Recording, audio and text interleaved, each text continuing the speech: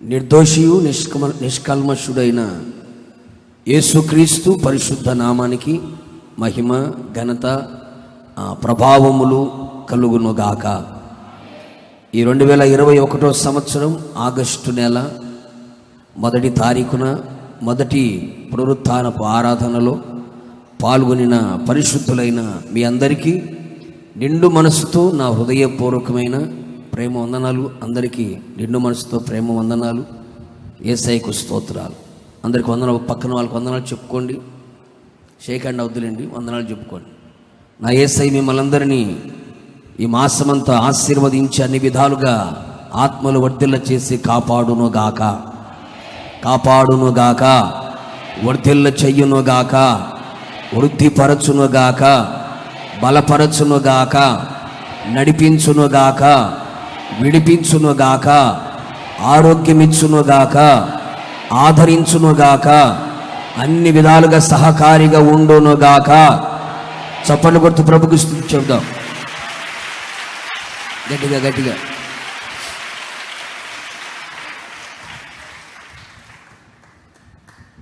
వాగ్దానం కొరకు మీరంతా ప్రార్థన చేసి వచ్చారని విశ్వసిస్తూ ఉన్నాను.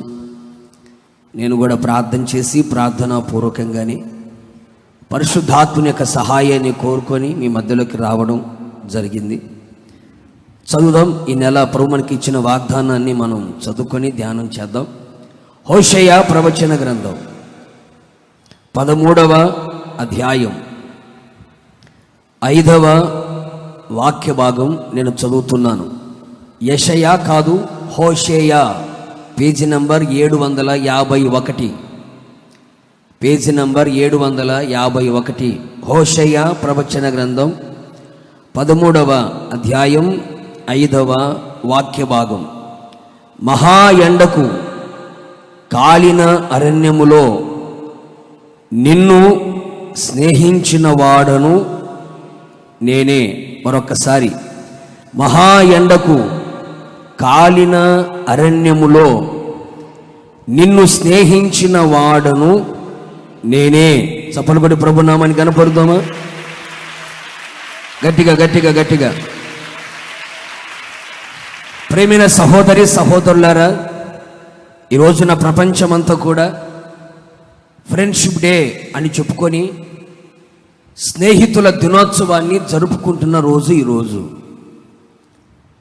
స్నేహితులకి బహుమతులు ఇచ్చుకుంటూ, చేతులకు రబ్బర్ బ్యాండ్ తగిలించుకొని, ఇష్టమైన వారితో, ఇష్టమైన స్నేహితులతో సహవాసం చేస్తున్న దినం ఈ దినం. ఈ రోజు వరకే చాలామంది స్నేహితులుగా ఉంటారు.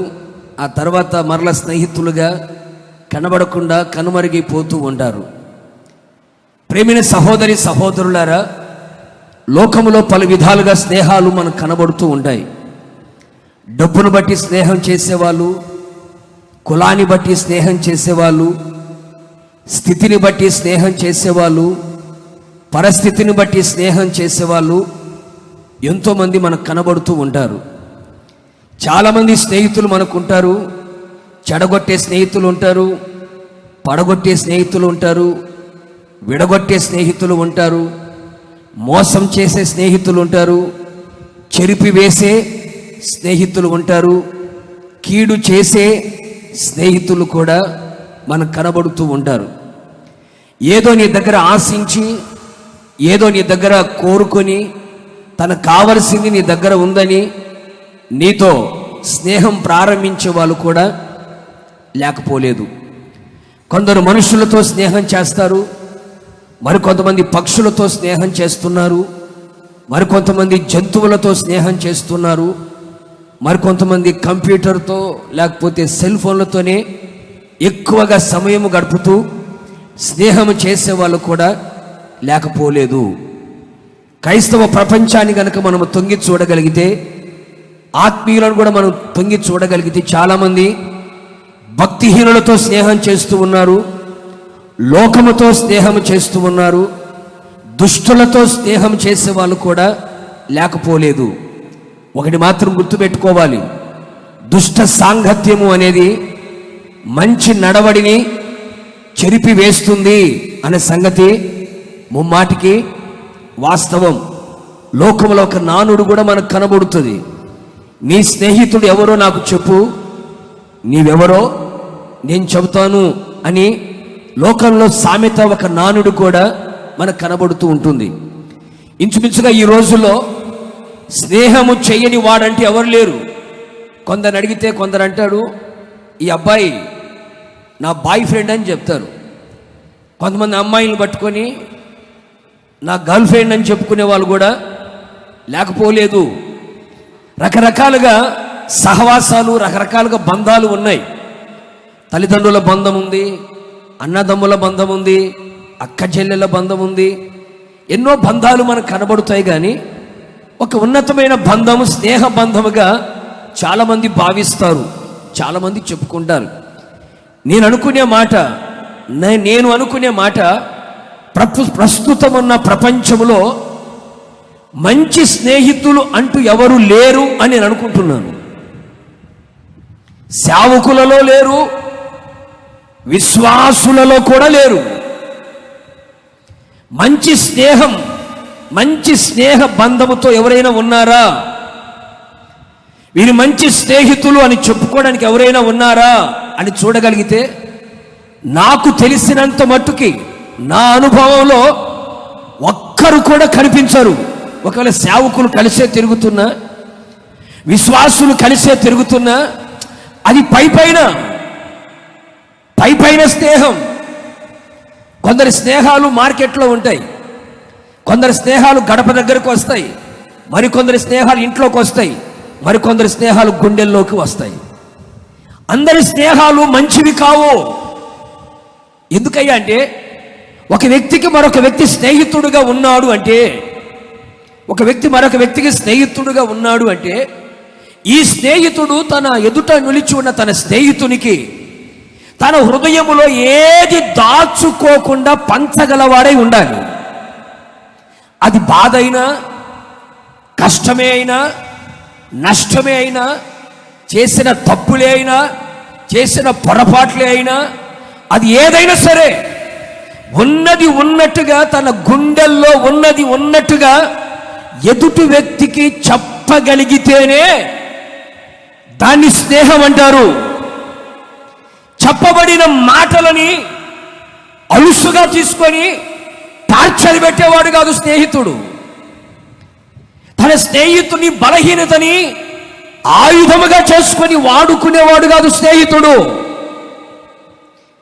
చాలా మంది స్నేహితులని చెప్పుకుంటారు, కానీ నీ హృదయములో ఉన్నది అంత చెప్పుకోగలుగుతున్నావా అంటే, అతను అంటాడు, నమ్మలేకపోతున్నాను ఇతన్ని.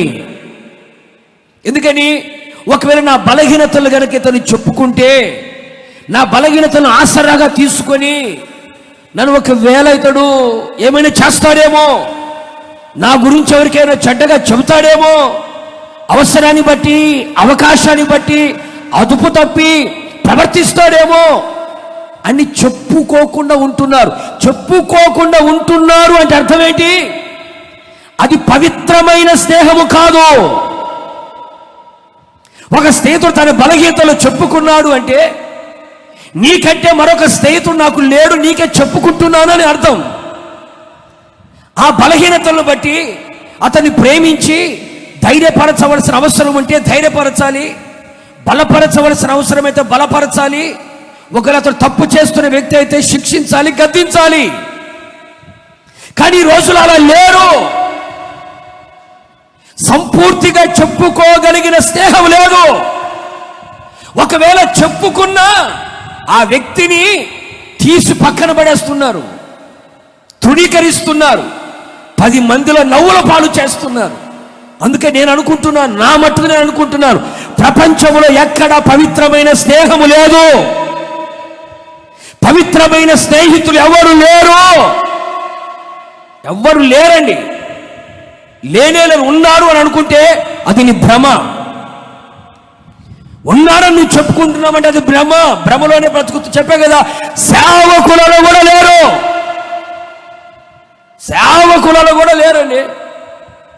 నాకు తెలిసిన ఈ 22 సంవత్సరాల సేవా పరిచర్యలో లేరు. దాచుకొనగలిగిన సేవకులు ఎవరు లేరు. చెప్పుకుంటే ప్రార్థన చేయగలిగిన సేవకులు ఎవరు లేరు. అందుకనే లోక స్నేహం కన్నా నా యేసయ్య స్నేహమే మిన్న. కొడుచబలు గట్టిగా, నా యేసయ్య స్నేహమే మిన్న. పైకి రాసుకొని పూసుకొని కవ్వింతలు కవ్వించుకొని నవ్వుకొని మాట్లాడుకుంటారే కానీ హృదయంలో స్నేహం ఉండదు. పైకి బాగానే మాట్లాడుకుంటారు, హలో బ్రదర్, హలో ఫ్రెండ్ అని మాట్లాడుకుంటారు, థిక్ అని చెప్పుకుంటారు, క్లోజ్ అని చెప్పుకుంటారు. ఏంటి క్లోజ్ ఫ్రెండ్ అని, థిక్ ఫ్రెండ్ అని అలాగే చెప్పుకుంటారు కానీ ఏముండదు, అంత వట్టిదే. మోసపూరితమైన స్నేహం, కపటముతో కూడిన స్నేహం, వేషధారణతో కూడిన స్నేహమే చేస్తున్నారు ఈ రోజుల్లో అందరూ. అందుకే నా మటుకు నేను చెప్తాను, ఎవరితో పెద్దగా స్నేహం పెట్టుకోకపోవడం మంచిది. ఎవరితో స్నేహం చేయకుండా హాయ్ బాయ్ అంతవరకు ఉంటే చాలా మంచిది. ఎవరైనా సరే, ఎవరైనా. ఎందుకంటే లోకమంతా పొల్యూషన్ ఎక్కువైపోయింది, మనస్సులో పొల్యూషన్ ఎక్కువైపోయింది. అందుకని స్నేహం చేయడం అనేది తగ్గించుకుంటేనే చాలా మంచిది. ఎంతవరకు అవసరమో అంతవరకు మాట్లాడి వదిలేస్తేనే చాలా మంచిది. ఎందుకంటే చాలా మంది చెప్పుకొని పాడైపోయిన వాళ్ళు ఉన్నారు. అనవసరంగా ఇతగాడికి నేను చెప్పుకున్నానే అని నెత్తినోరు కొట్టుకున్న వాళ్ళు చాలా మంది ఉన్నారు. మోసపోయిన స్నేహితులు ఉన్నారు, నమ్మి నట్టేట ముంచిన స్నేహితులు ఉన్నారు, కడ వరకు వచ్చి చంపేసే స్నేహితులు కూడా ఉన్నారు. అసలేది కలికాలం, అసలే కంప్యూటర్ కాలం, చెడిపోయిన కాలం, పాడైపోయిన కాలం, పతనమైపోయిన కాలం, మలినంతో నింపబడిన కాలం ఇది. అందుకని ప్రియ సహోదరుడా, సహోదరి, స్నేహాలు పెట్టుకోవద్దు. అందుకని బైబిల్ కూడా అంటుంది, ముఖ్యమైన స్నేహితుని కూడా నమ్ముకోవద్దు. అందుకని నేను ఎవరిని పైకి మాత్రం మాట్లాడుతానే కానీ ఎవరిని ముఖ్యమైన స్నేహితునికి ఎవరిని పెట్టుకోలేదు. ఒకప్పుడు పెట్టుకున్నాను, నష్టపోయాను, వదిలేశాను. ఈ రోజు వరకు మరలా ఎవరిని ముఖ్యమైన స్నేహితునిగా నేను పెట్టుకోలేదు, పెట్టుకోను కూడా. ఎందుకంటే చెప్పే కదండి, పొల్యూషన్ ఎక్కువైపోయింది. అందుకనే నమ్మదగిన స్నేహితుడు ఎవరైనా ఉన్నాడా, మంచి స్నేహితుడు ఎవరైనా ఉన్నాడా, పవిత్రమైన స్నేహితుడు ఎవరైనా ఉన్నాడా, మంచి మిత్రుడు ఎవరైనా ఉన్నారా అంటే నా యేసు ఒక్కడే. కూడా చెప్పులు గట్టిగాను, నా యేసు ఒక్కడే, నా యేసు ఒక్కడే, నా యేసు ఒక్కడే. ఓర్వలేని స్నేహితులు ఎంతమంది ఉన్నారండి? బాగుపడుతుంటే అసూయపడే స్నేహితులు ఎంతమంది ఉన్నారండి? ఎదుగుతుంటే కుళ్ళుకునే స్నేహితులు ఎంతమంది ఉన్నారండి? వెన్ను తట్టి ప్రోత్సహించే వాళ్ళు ఎంతమంది ఉన్నారండి? ఎదుగుతుంటే ఇంకా ఎదగమని చెప్పేవాళ్ళు ఎంతమంది ఉన్నారండి? పళ్ళు కొరికే వాళ్ళు ఉన్నారే కానీ, కన్నెర చేసే వాళ్ళు ఉన్నారు కానీ, ఎలా పడగొట్టాలి, దించాలి అని అనుకునే స్నేహితులు ఉన్నారు కానీ ఇంకా ఎదగాలని కోరుకునే వాళ్ళు ఎవరు లేరండి, ఎవరు లేరండి. నా యేసయ్యే నిజమైన స్నేహితుడు, విడువక నిన్ను ప్రేమించగలిగిన వాడు. నా యేసయ్యే నీ మేలు కోరే స్నేహితుడు, నేను గాయము చేసైనా నీకు మేలు చేయాలనుకుంటాడు. నా యేసయ్యే ప్రాణ స్నేహితుడు, నీ కొరకు తన ప్రాణాన్ని పెట్టినవాడు. నా యేసయ్యే సహోదరుడు కంటే నేను హత్తుకొని ఉండ స్నేహితుడు. అందుకని లోక స్నేహితులను నమ్మి మోసపోవద్దు. లోకాన్ని స్నేహించి దేవునికి శత్రువులుగా మార్చబడవద్దు. నువ్వు లోక సంబంధివే అయితే లోకము నిన్ను స్నేహిస్తుంది. నువ్వు దేవుని సంబంధివే అయితే దేవుడు నిన్ను స్నేహిస్తాడు, నీవు దేవుణ్ణి స్నేహిస్తావు. కూడా చెప్పులు గట్టిగాను, గట్టిగా గట్టిగా. అందుకని ప్రేమైన సహోదరి సహోదరులారా, అందుకని కృప కలిగిన దేవుడు మనలని ప్రేమించిన వాడై స్నేహించిన వాడై చెబుతున్నాడు. అందుకని బైబిల్ ఏమంటుంది? నేను మిమ్మల్ని దాసుడా అని పిలవట్లేదు, ఏమని పిలుస్తున్నాను? స్నేహితుడా అని పిలుస్తున్నాను. ఒకప్పుడు మనందరం చూసిన వాళ్ళు ఎవరున్నారు? రే పాపానికి దాసుడా అని పిలిచారు, పేకాటకు దాసుడా అని పిలిచారు, సీరియల్కు దాసురాలా అని పిలిచారు. అక్రమాలకు దాసుడా అని పిలిచారు. ఇప్పుడు యేసు ప్రభు అంటాడు, దాసుడా అని నేను పిలవట్లేదు, స్నేహితుడా, నా స్నేహితుడా, నా హితుడా, నా చెలికాడా అని పిలుస్తున్నాను. స్నేహితుడు అంటే ఏంటి, అర్థం ఏంటి తెలుసండి? మేలు కోరేవాడు. మేలు కోరేవాడు స్నేహితుడు. స్నేహితుడు అనగా మేలు కోరేవాడై ఉండాలి, కీడు కోరేవాడు కాదు. అందుకే దావీదు అంటాడు కదా, నన్ను దూషించిన వాడు నా శత్రువు కాదు, నా మీద మిట్టుపడిన వాడు నా పగవాడు కాదు, నా స్నేహితుడే, నా చెలికాడే. నాతో కలిసి మందిరానికి వచ్చి కూర్చున్నాడు, గుడారాల పండుగ కూడా వచ్చాడు, నాతో కలిసి సాంబారన్నం కూడా తిన్నాడు. నా చెలికాడే నన్ను దూషించాడు, నన్ను అవమానపరిచాడు, నన్ను కించపరిచాడు, నా మీద దుమ్మెత్తి పోశాడు, నా పక్కలో ఉన్నాడు, నా డొక్కలో పొడిచాడు, నా పక్కనే ఉన్నాడు, నాకు గుంటలు తీశాడు. నా చెలికాడే, నా చెలికాడే అంటాడు, నా చెలికాడే అంటాడు. అందుకని ప్రేమైన దేవుని బిడ్డలారా, స్నేహం స్నేహం అని మోసంలో పడిపోవద్దు. ఏంటి, బాయ్ ఫ్రెండ్ అని, గర్ల్ ఫ్రెండ్ అని మోసంలో పడిపోయి జీవితాన్ని నాశనం చేసుకోవద్దు. ఏ ముఖ్యమైన స్నేహితుని నమ్ముకోవద్దు. ఎంతవరకు హాయ్ బాయ్ అంతవరకే ఉండాలి. పరిచయాలు పెంచుకోవద్దు. డబ్బున్న వాళ్ళకి స్నేహితులు ఎక్కువ, మాటలు ఎక్కువ మాట్లాడే వాళ్ళకి స్నేహితులు ఎక్కువ. కొంతమంది ఎక్కడ బస్సులో కూర్చున్నా, ట్రైన్లో కూర్చున్నా, ఎక్కడ కూర్చున్నా స్నేహితులు సంపాదించుకుంటారు, ఫోన్ నెంబర్ తీసుకుంటా ఉంటారు. మోసపోవద్దు, మోసపోవద్దు.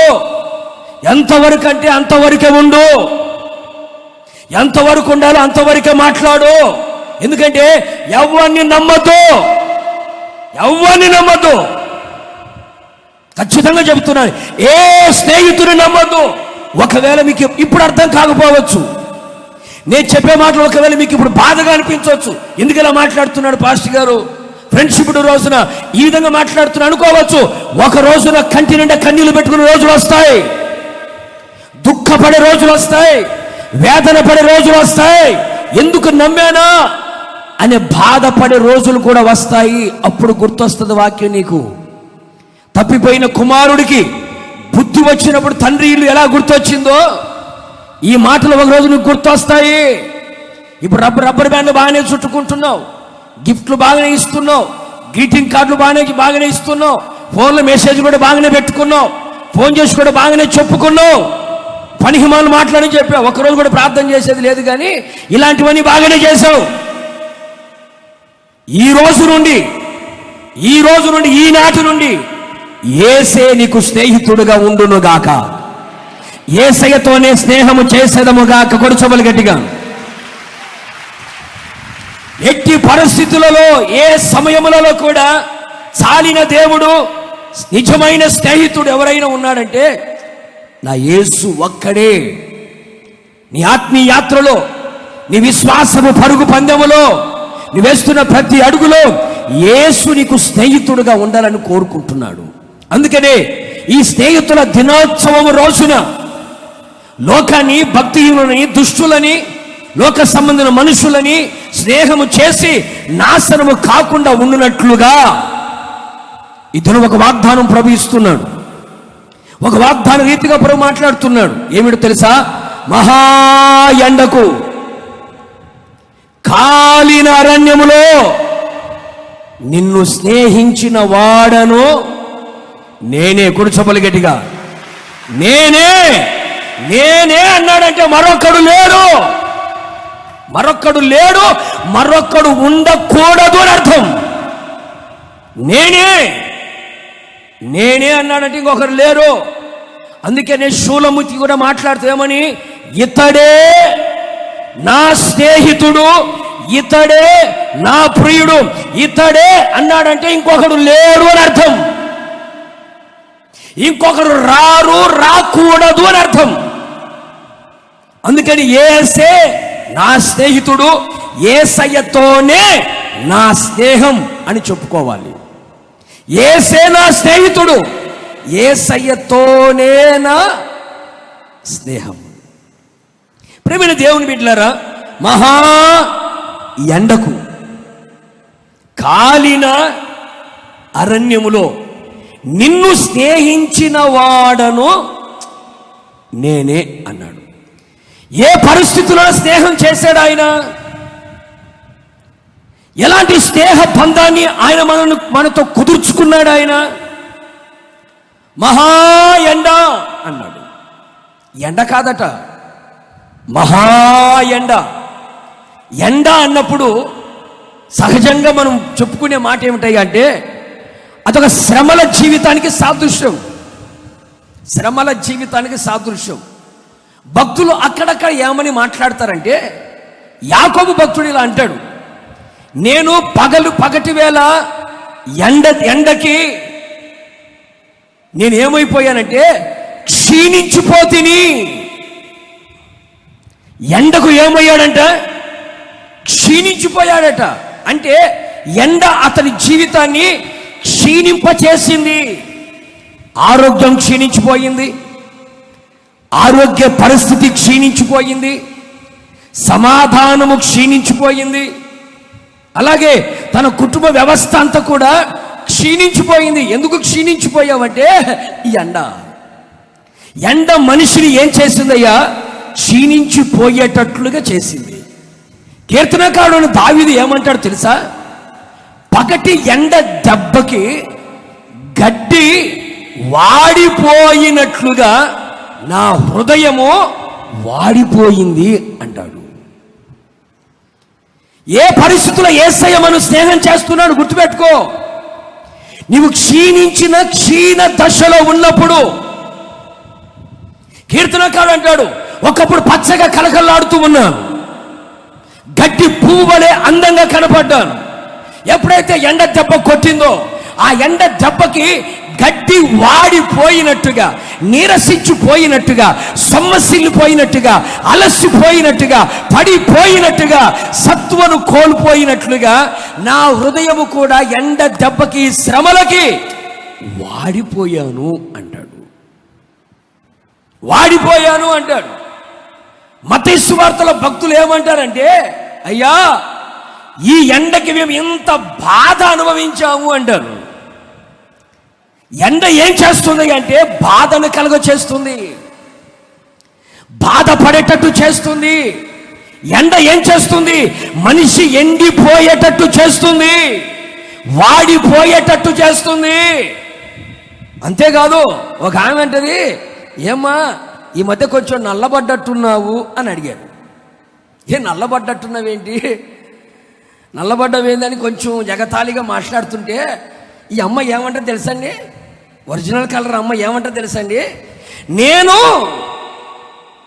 చెప్పండి గట్టిగా, నల్లని దానని చిన్న సూపు చూడగాకండి. ఏ సూపు అంట? అప్పుడు పెద్దగా చూశారేమో. చిన్న సూపు చూడగాకండి నన్ను. ఒకప్పుడు నేను బాగానే ఉన్నాను, ఎండకి ఏమయ్యానంట? చెప్పండి. ఎండ తగిలి ఇప్పుడు ఏమయ్యా నేను? నల్లబడి. ఒకప్పుడు మామూలు గ్లామర్ కాదు, మిస్ బందర్. ఒకప్పుడు నేను అందంగా ఉన్నాను, ఎండ వల్ల ఏమైంది? చెప్పండి గట్టిగా చెప్పండి ఏంటండి? ఎండ వల్ల నేను నల్లని దాననయ్యాను, నల్లబడిపోయాను. వాడు గుర్తుపెట్టుకో, నల్లని దాననైనను సౌందర్యవంతురాలని. గొడసబ్బులు గట్టిగాను. ఎండ మనిషిని ఏం చేస్తుంది అంటే నల్లబడేటట్టు చేస్తుంది. ఏం బ్రదర్ నల్లబడిపోయావంటే ఎండకు తిరుగుతున్నాను కదన్నా. రూపం మార్చేస్తుంది, రంగును మార్చేస్తుంది ఎండ.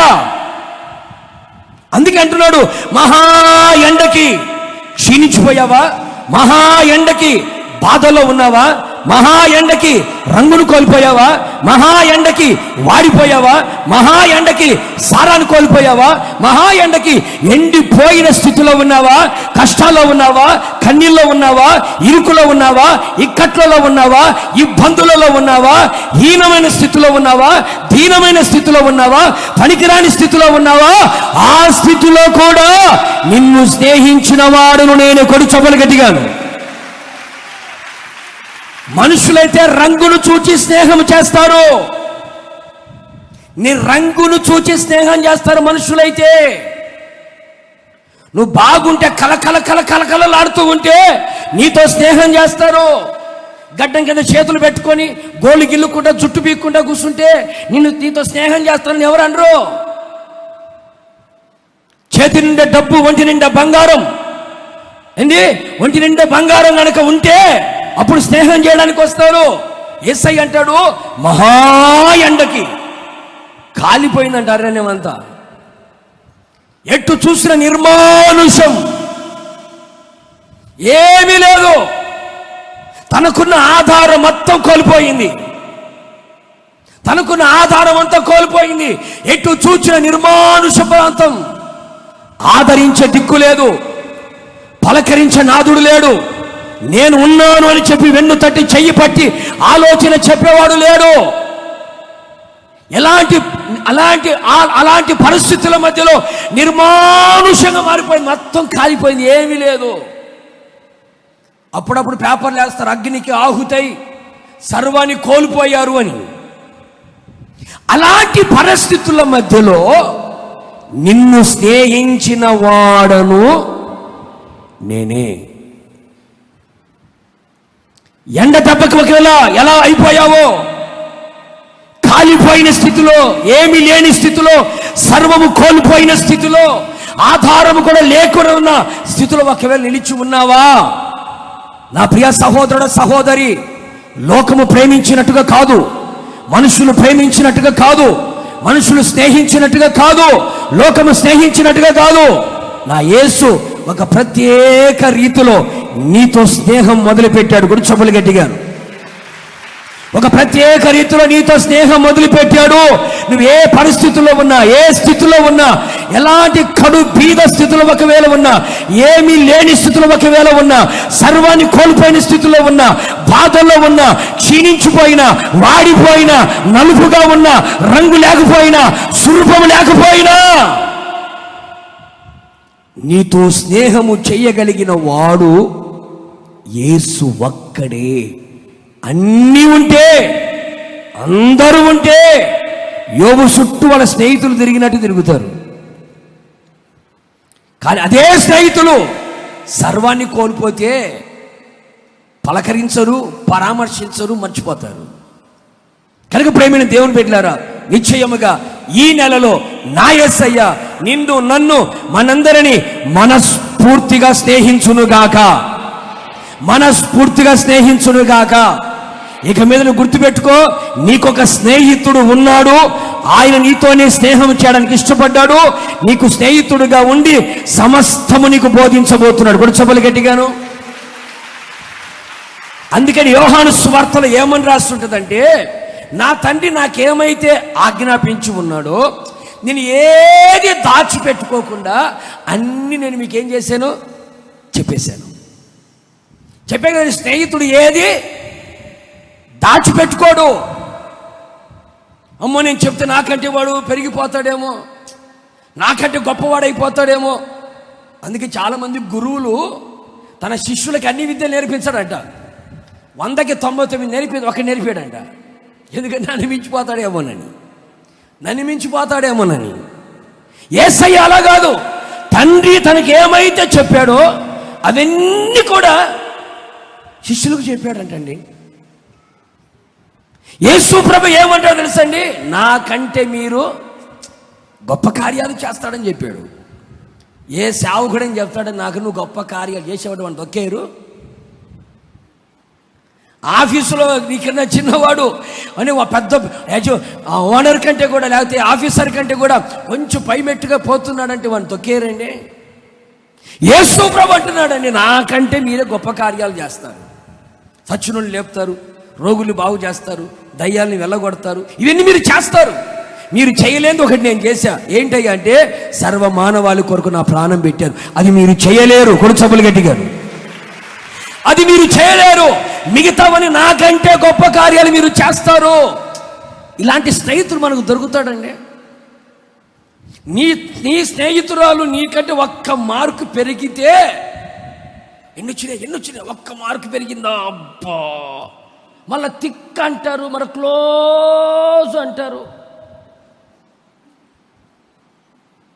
అంత ఒక్క మార్కు పెరిగినందుకు 2 రోజులు అమ్మాయి మొహం చూలే. ఇది అందుకే నమ్మొద్దు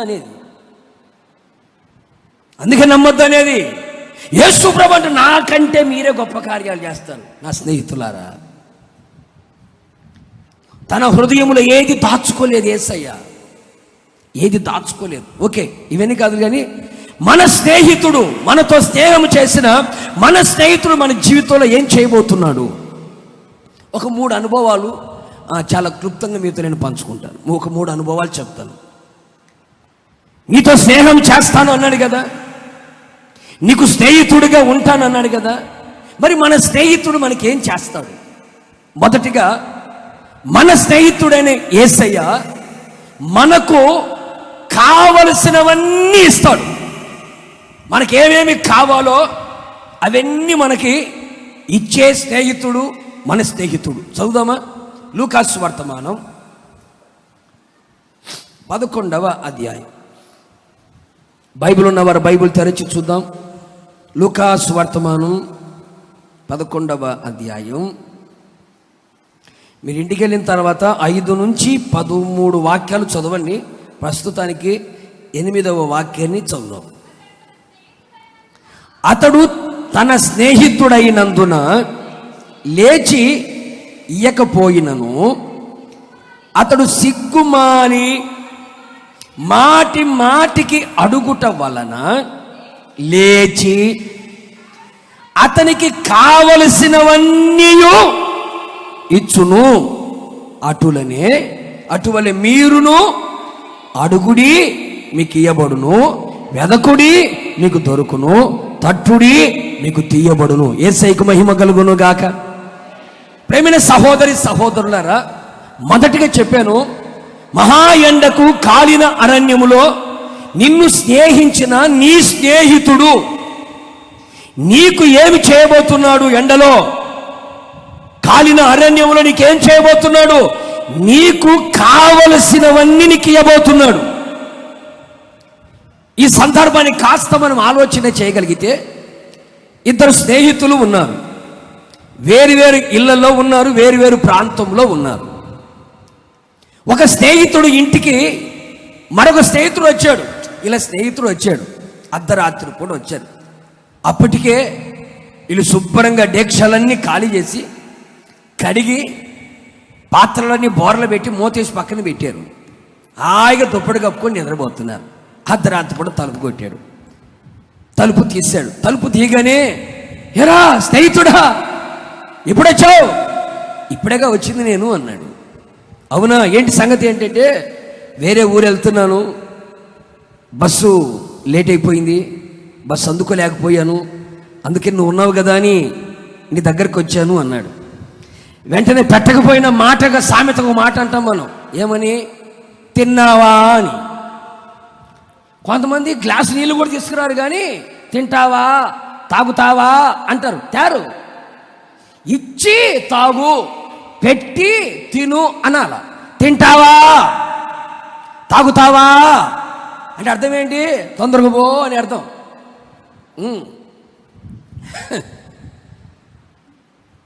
తిన్నావా అడిగితే, తిందామని హోటల్కి వెళ్ళాను, హోటల్ మూసేశారు, చాలా ఆకలిగా ఉంది, అసలే షుగర్ పేషెంట్ని కదా నేను, ఆకలిగా ఉంది అన్నాడు. చూస్తేనేమో పాత్రలన్నీ ఎందుకని శుభ్రంగా లేపేశారు, మెతుకు కూడా లేదు, అన్నీ తినేసేశారు. వండుదామంటే కూడా, అప్పటికప్పుడు వండుదామంటే కూడా, అదేం దరిద్రమో కానీ, వండుదామంటే కూడా వండడానికి కావలసిన ఆహార వస్తువులు కూడా లేవు ఇంట్లో. వెంటనే, నువ్వు ఇక్కడే కూర్చో, మా ఫ్రెండ్ దగ్గరికి వెళ్ళి వస్తాను అన్నాడు. ఒరే అర్ధరాత్రి కూడా ఎందుకులే, ఇట్లాగే నీళ్ళు అవి పడుకుంటలే. కాదు, నువ్వు ఆకలితో ఉన్నావు, ఆకలితో పడుకోకూడదు, అసలే షుగర్ పేషెంట్ అన్నావు, నా ఇంటికి వచ్చావు, తెల్లారికాలం నువ్వు పోతే మళ్ళీ నా మీదకి వచ్చిందా నేరం, నువ్వు ఇక్కడే ఉండు అని చెప్పి అర్ధరాత్రి పూట టార్చిలెట్ తీసుకొని తిన్నగా ఎక్కడికి వెళ్ళాడండి? తన స్నేహితుడు ఇంటికి వెళ్ళాడు. అర్ధరాత్రి కూడా తలుపు కొడుతున్నాడు. Oh my friend, my dear friend, close friend, చెప్పు ఇంకా ఏంటి? తిక్కు ఫ్రెండ్ అని తలుపు కొడుతున్నాను. ఎవర్రా నువ్వు?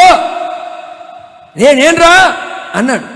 అర్ధరాత్రి పూట దొంగలు తిరిగే టైంలో, దయ్యాలు తిరిగే టైంలో నువ్వు వచ్చావేంట్రా ఇప్పుడు? ఉదయాన్ని రాకపోగా ఇప్పుడు వచ్చావేంటి అన్నాడు. అర్జెంట్ పని మీద వచ్చా నేను. ఏం అర్జెంట్ ఏంటి అన్నాడు. దూర ప్రాంతం నుంచి నా స్నేహితుడు వచ్చాడు, ఆకలితో ఉన్నాడు, తినడానికి రొట్టెలు కూడా లేవు, నాకు 3 రొట్టెలు కావాలా. ఎన్ని రొట్టెలు కావాలంటే, నాకు 3 రొట్టెలు కావాలి, ఆ 3 రొట్టెలు ఇస్తే నేను వెళ్ళిపోతాను, స్నేహితుడు ఆకలితో ఉన్నాడు అన్నాడు. పొరపాట్లు ఈ స్నేహితుడు ఏమన్నా తెలుసా, బాబు ఇప్పుడు కాదు తెల్లారిరా, అసలు మా భార్య లేదు. ఎందుకని చెప్పు.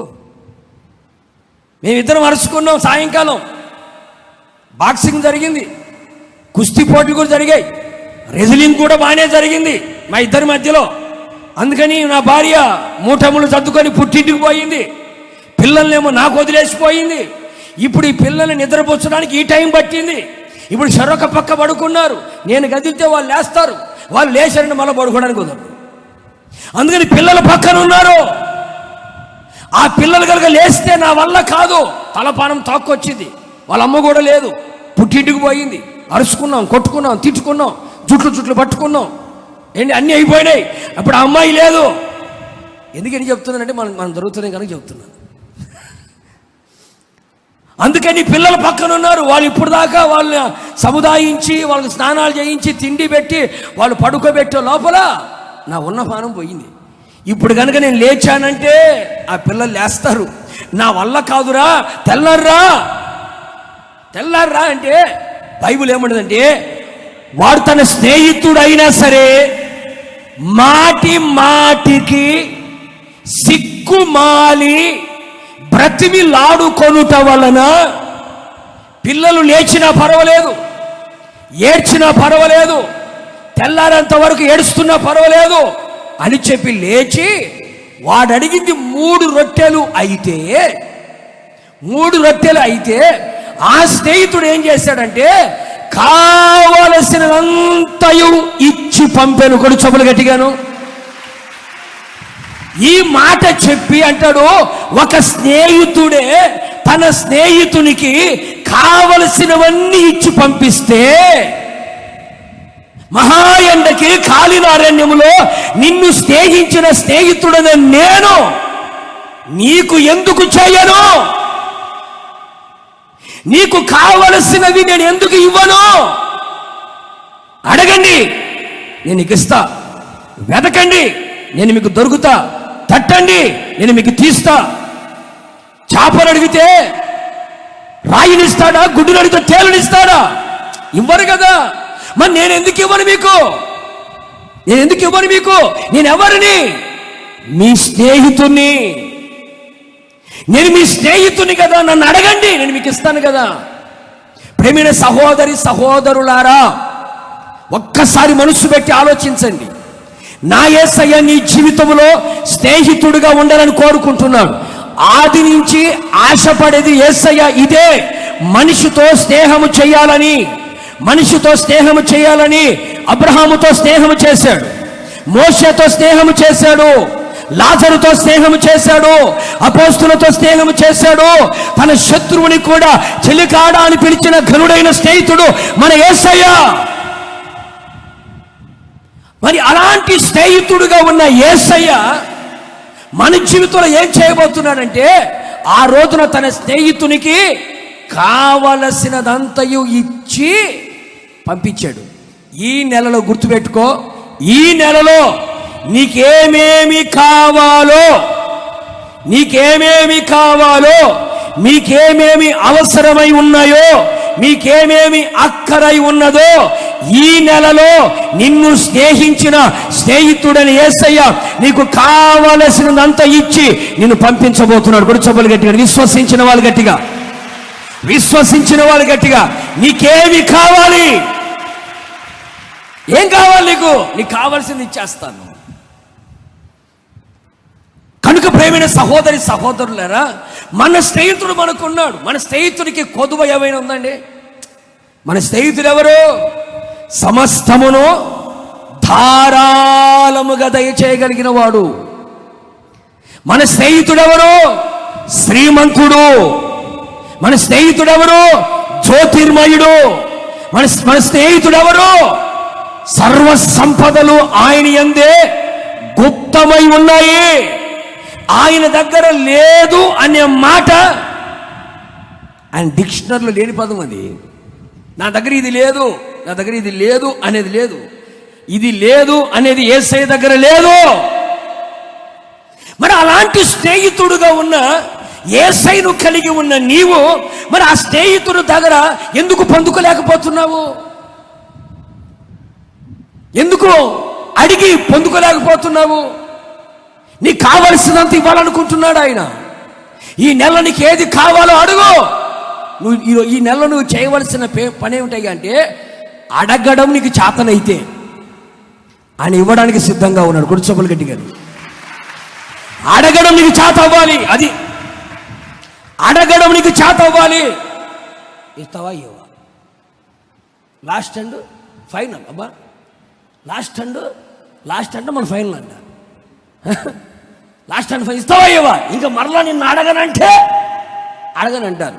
అట్లా యేసయ్య దగ్గర ఓవర్ యాక్షన్ చేయకుండా, ఓవర్ యాక్షన్ చేయకుండా యేసయ్య దగ్గరికి వెళ్ళి అయ్యా మాటికి సిగ్గు మాలి అడుగుట వలన నీకు కావాలనుకుంటున్నావా? ఉద్యోగం కావాలనుకుంటున్నావా? లేకపోతే సంతానం కావాలనుకుంటున్నావా? వివాహం కావాలనుకుంటున్నావా? ఇల్లు కావాలనుకుంటున్నావా? ఆర్థిక సహాయం కావాలనుకుంటున్నావా? సమస్యలు తీరిపోవాలనుకుంటున్నావా? రోగము తొలగిపోవాలనుకుంటున్నావా? ఏది కావాలనుకుంటున్నావో, ఏది యేసయ్య దగ్గర పొందుకోవాలనుకుంటున్నావో అడగడం నీకు చేతనవ్వాలి. నువ్వు అడగడం నేర్చుకోవాలి. అడగడం అంటే ఏంటి? మోకాల మీద పడాలి. మోకాల మీద ఉండి ఉపవాసం ఉండి కన్నీళ్లు విడిచి మాటికి అడగడం అంటే అర్థం ఏంటంటే విసుకక, నువ్వు కాకపోతే నాకు ఇంకొకటి లేడా అనలేదు. నువ్వు తప్ప నాకు ఎవరున్నారు ఫ్రెండు? చూసారండి, 4-5 ఉన్నారు అనుకోండి. వీడు కాకపోతే వాడు కాకపోతే ఈడు కాకపోతే ఇంకొకటి. అందుకంటారు 10 రాళ్ళే ఏదో ఒక రాయి. ఇది కాదు మన వ్యవహారం, అది కాదు. 10 రాళ్ళే ఏదో ఒకటి తగిలిద్దని కాదు. నాకున్నది ఒకే స్నేహితుడు. గంట సేపు అడిగినా, 2 గంటలు అడిగినా, 2 రోజులు అడిగినా, సంవత్సరం అడిగినా, 10 సంవత్సరాలు అడిగినా, సత్యంత వరకు అడిగినా ఆయన్నే నేను అడగాలి. నాకు ఇంకొకడు లేడు, నాకు ఇంకొక స్నేహితుడు లేడు. ఆయనే నాకు స్నేహితుడు గనుక విసుగక, ఎడతెగక, పట్టుదల కలిగి దేవుని సన్నిధిలో నేను అడుగుతాను. ఇచ్చంత వరకు అడుగుతాను. సింహాసనం దిగొచ్చేంత వరకు అడుగుతాను. పరలోకాన్ని విడిచిపెట్టేంత వరకు అడుగుతాను. భూమికి దిగువచ్చేంత వరకు నేను అడుగుతూనే ఉంటాను, పోరాడుతూనే ఉంటాను, బ్రతుకులాడుతూనే ఉంటాను, విసుగక ప్రార్థన చేస్తూనే ఉంటాను, ఎడతెగక ప్రార్థన చేస్తూనే ఉంటాను, కన్నీరు విడుస్తూనే ఉంటాను, ఉపవాసం ఉండి అడుగుతూనే ఉంటాను. ఇచ్చంత వరకు నేను పోతాను. ఎందుకంటే ఆయన తప్ప నాకు ఇంకో స్నేహితుడు లేడు. ఆయన తప్ప వేరొక స్నేహితుడు నాకు లేడు అని నువ్వు గనక అడగడం ప్రారంభిస్తే, ఆఫ్టర్ ఒక లోకంలో ఉన్నవాడే కావలసినదంతా ఇస్తే, నా యేసు స్నేహితుడు ఎవరో తెలుసా? అడుగు వాటికంటేను, ఊహించు వాటికంటేను అత్యధికముగా దయచేయగలిగిన వాడు. కొంచెం గట్టిగా నువ్వు అడిగిన దానికంటే, ఊహించిన దానికంటే కూడా, నీ ఊహకు మించిన దానికంటే కూడా అత్యధికముగా ఇవ్వగలిగిన వాడండి ఆయన. నువ్వు అడగట్లేదు. నీ సంతోషం పరిపూర్ణమగునట్లుగా ప్రభువుని అడుగు. ఆయన నామములను అడుగు. అడిగేటప్పుడు ఎలా అడగాలో తెలుసా? ఆయన చిత్తానుసారముగా అడుగు. ఆయనకు అనుకూలముగా ప్రవర్తించుచు అడుగు. ఆయన మాటలు నీ యందు ఉంచుకొని ఆయనను నువ్వు అడుగు. ఆ విధంగా నువ్వు అడిగితే ఆయనకి ఇష్టమైనది ఏదో నువ్వు అది చేస్తూ కనుక ఆయన్ను అడిగితే తప్పనిసరిగా నీకు కావలసినదంతా ఈ నెలలో నా దేవుడు దయచేయును గాక. నా స్నేహితుడు మన స్నేహితుడు దయచేయును గాక. కనుక ఈ నెలలో నేను పొందుకోవాలి అనుకుంటే ఈ నెలను ఎంతసేపు ప్రార్థన చేస్తావో నాకు తెలియదు, ఎంతసేపు మోకాల మీద ఉంటావో నాకు తెలియదు, ఎంత కన్నీరు కారుస్తావో నాకు తెలియదు, ఎంతసేపు దేవుని సన్నిధిలో ఉపవాసం ఉంటావో నాకు తెలియదు. నువ్వు అడుగు. ఆయన ఒక్కడే మనకు స్నేహితుడు. ఆయన తప్ప మనకి ఇచ్చే స్నేహితుడు మరొకడు లేడు. ఆయన్ని అడుగుతా ఉండు. నా స్నేహితుడు ఎవరయ్యా అంటే ధారాళంగా దయచేస్తాడట. ధారాళంగా నీకేమేమి కావాలో, నీ ప్రాణానికి ఏమి కావాలో, నీ ఆత్మకి ఏమి కావాలో, నీ శరీరానికి ఏం కావాలో, నీ పిల్లలకి ఏం కావాలో, నీ కుటుంబానికి ఏం కావాలో, నీ భక్తికి ఏం కావాలో, నీ ఆత్మీయ జీవితానికి ఏం కావాలో, సమస్తానికి సరిపోయినంత, చాలినంత నా దేవుడు కావలసినంత నీకు ఇస్తాడు. అందుకే ఎన్ని రొట్టెలు అడిగాడయ్య అంటే 3 రొట్టెలు అడిగాడు.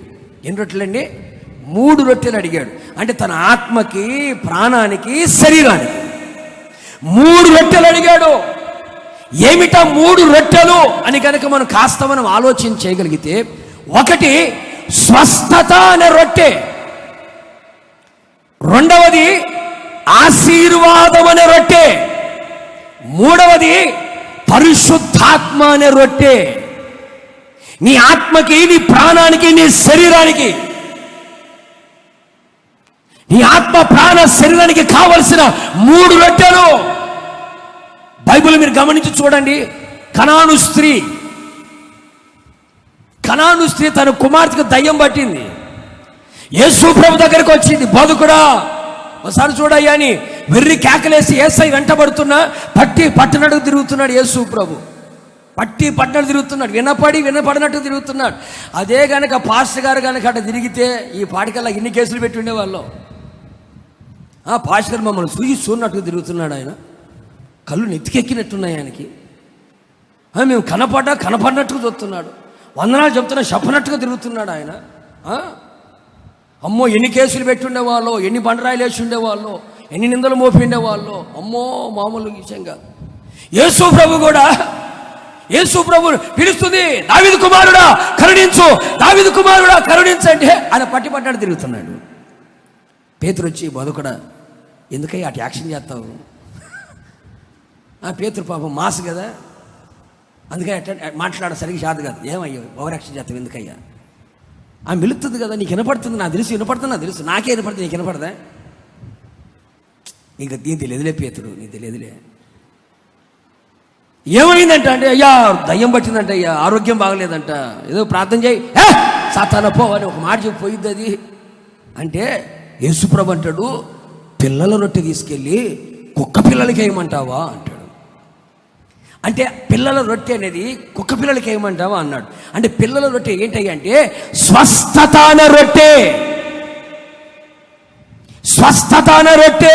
ప్రేమైన సహోదరులారా, ఒకవేళ నీవు ఏ రోగముతో ఉన్నావో, ఏ బలహీనతల మధ్యలో ఒకవేళ ఉన్నావో, నీ శరీరంలో ఏ రోగం నిన్ను పట్టి పీడిస్తుందో, కనబడే రోగము, కనబడని రోగం, చిన్న రోగం, పెద్ద రోగం, శిరస్సు మొదలుకొని చీల మండలం వరకు ఏ అవయవం సరిగా పనిచేయక, ఏ అవయవం చెడిపోయి, ఏ బలహీనతల మధ్యలో ఒకవేళ ఉన్నావో, ఇదిగో ఈ నెలలో మన స్నేహితుడు ఎవరయ్యా అంటే ఆరోగ్యమని రొట్టెనికి ఇవ్వగలిగిన వాడు, నీకు ఆరోగ్యాన్ని ఇవ్వగలిగిన వాడు, నీ దేహమునకు ఆరోగ్యాన్ని, నీ ఎముకలకి సత్తువని కలుగ చేసి నీ సర్వ శరీరంలో ఆరోగ్యాన్ని నింపగలిగిన స్నేహితుడు, నిన్ను స్వస్థపరచగలిగిన స్నేహితుడు, నిన్ను బాగు చేయగలిగిన స్నేహితుడు, ప్రతి బలహీనత నుంచి నిన్ను విడిపించి ఆరోగ్యాన్ని ఇవ్వగలిగిన స్నేహితుడు మనకున్నాడు. నువ్వు అడిగితే నీకు ఆరోగ్యము దేవుడు ఇవ్వబోతున్నాడు. కొంచెం గట్టిగా నువ్వు అడుగు. మరణకరమైన రోగముతో ఉన్న హిజ్కియా దేవుని సన్నిధిలో కన్నీళ్లు విడిచి అడిగినప్పుడు మరణకర రోగం నుంచి విడుదల కలుగ చేయలేదా? నువ్వు అడిగితే అడగడం నీకు తెలియాలి. నీ స్నేహితుడు ఎలా అడిగితే ఇస్తాడో నీకు తెలియాలి. నీ స్నేహితుడు ఎలా ప్రార్థన చేస్తే ఇస్తాడో నీ స్నేహితుడి దగ్గర తెలుసుకోవాలి. నువ్వు అడుగు.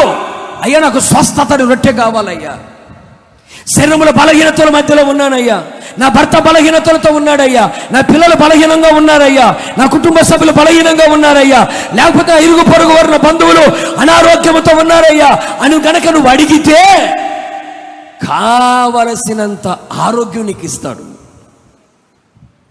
కావలసినంత ఆరోగ్యం ఎట్లాగా? కొవ్విన దూడ గంతులు వేయునట్లుగా, గంతులు వేసేటట్టుగా నీకు ఆరోగ్యాన్ని ప్రభు ఇచ్చునుగాక. విశ్వసించు గట్టిగా, విశ్వాసము చెప్పు గట్టిగా. ఆరోగ్యము నా దేవుడు దయచేయునుగాక, ఆరోగ్యమును ఇచ్చునుగాక.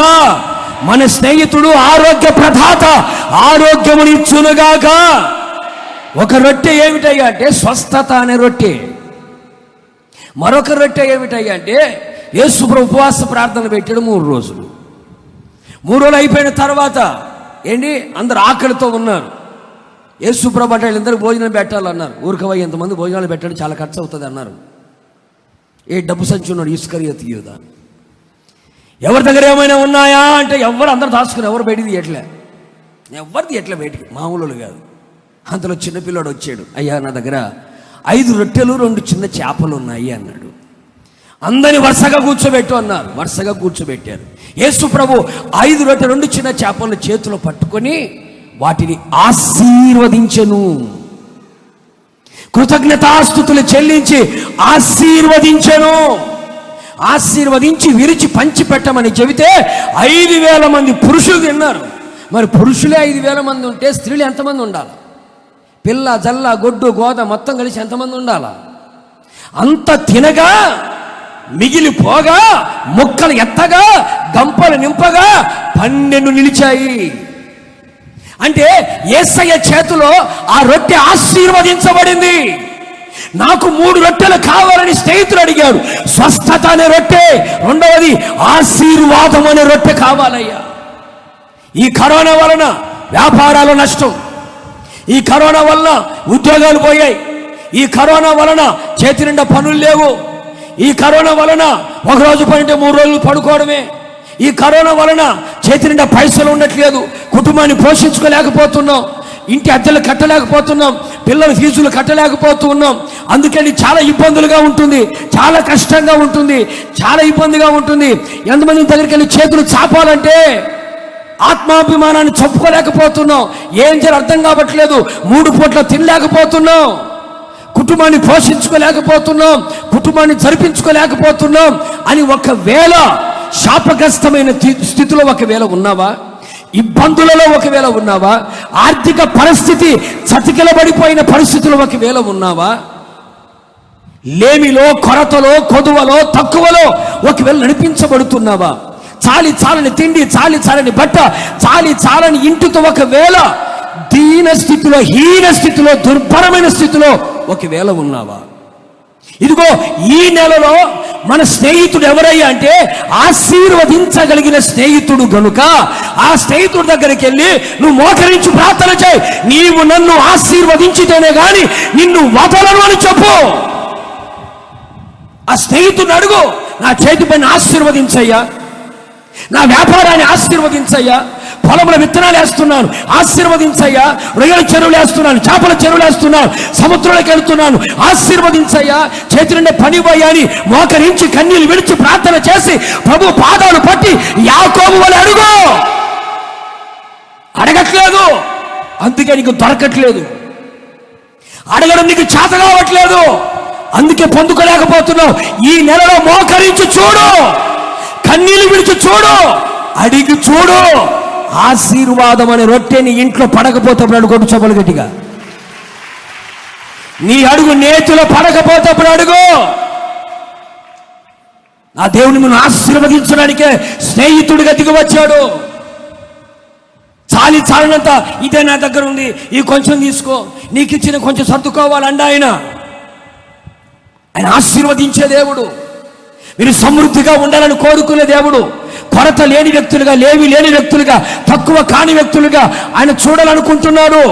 నీ డేర క్షేమ సమాచారాన్ని చూస్తే ఏది కూడా నీ ఇంటి వస్తువులలో తక్కువగా ఉండకూడదు. నువ్వు సమృద్ధిగా ఉండాలి, సమృద్ధిగా ఉండాలి. ఆశీర్వదించబడిన వ్యక్తిగా ఉండాలి, ఆశీర్వాదానికి కారకుడిగా ఉండాలి. నా దేవుని చేతులకి నువ్వు రాగలిగితే దాన్ని విరిచి ఆయన పంచిపెడతాడు. కొంచెమే నూనె ఉంటే, కొంచెమే పిండి ఉంటే కరువు తీరిపోయేంత వరకు సమృద్ధిని కలుగు చేసిన దేవుడు నీ జీవితంలో చేయలేడా? ఎందుకు చేయట్లేదు అంటే అడగట్లేదు.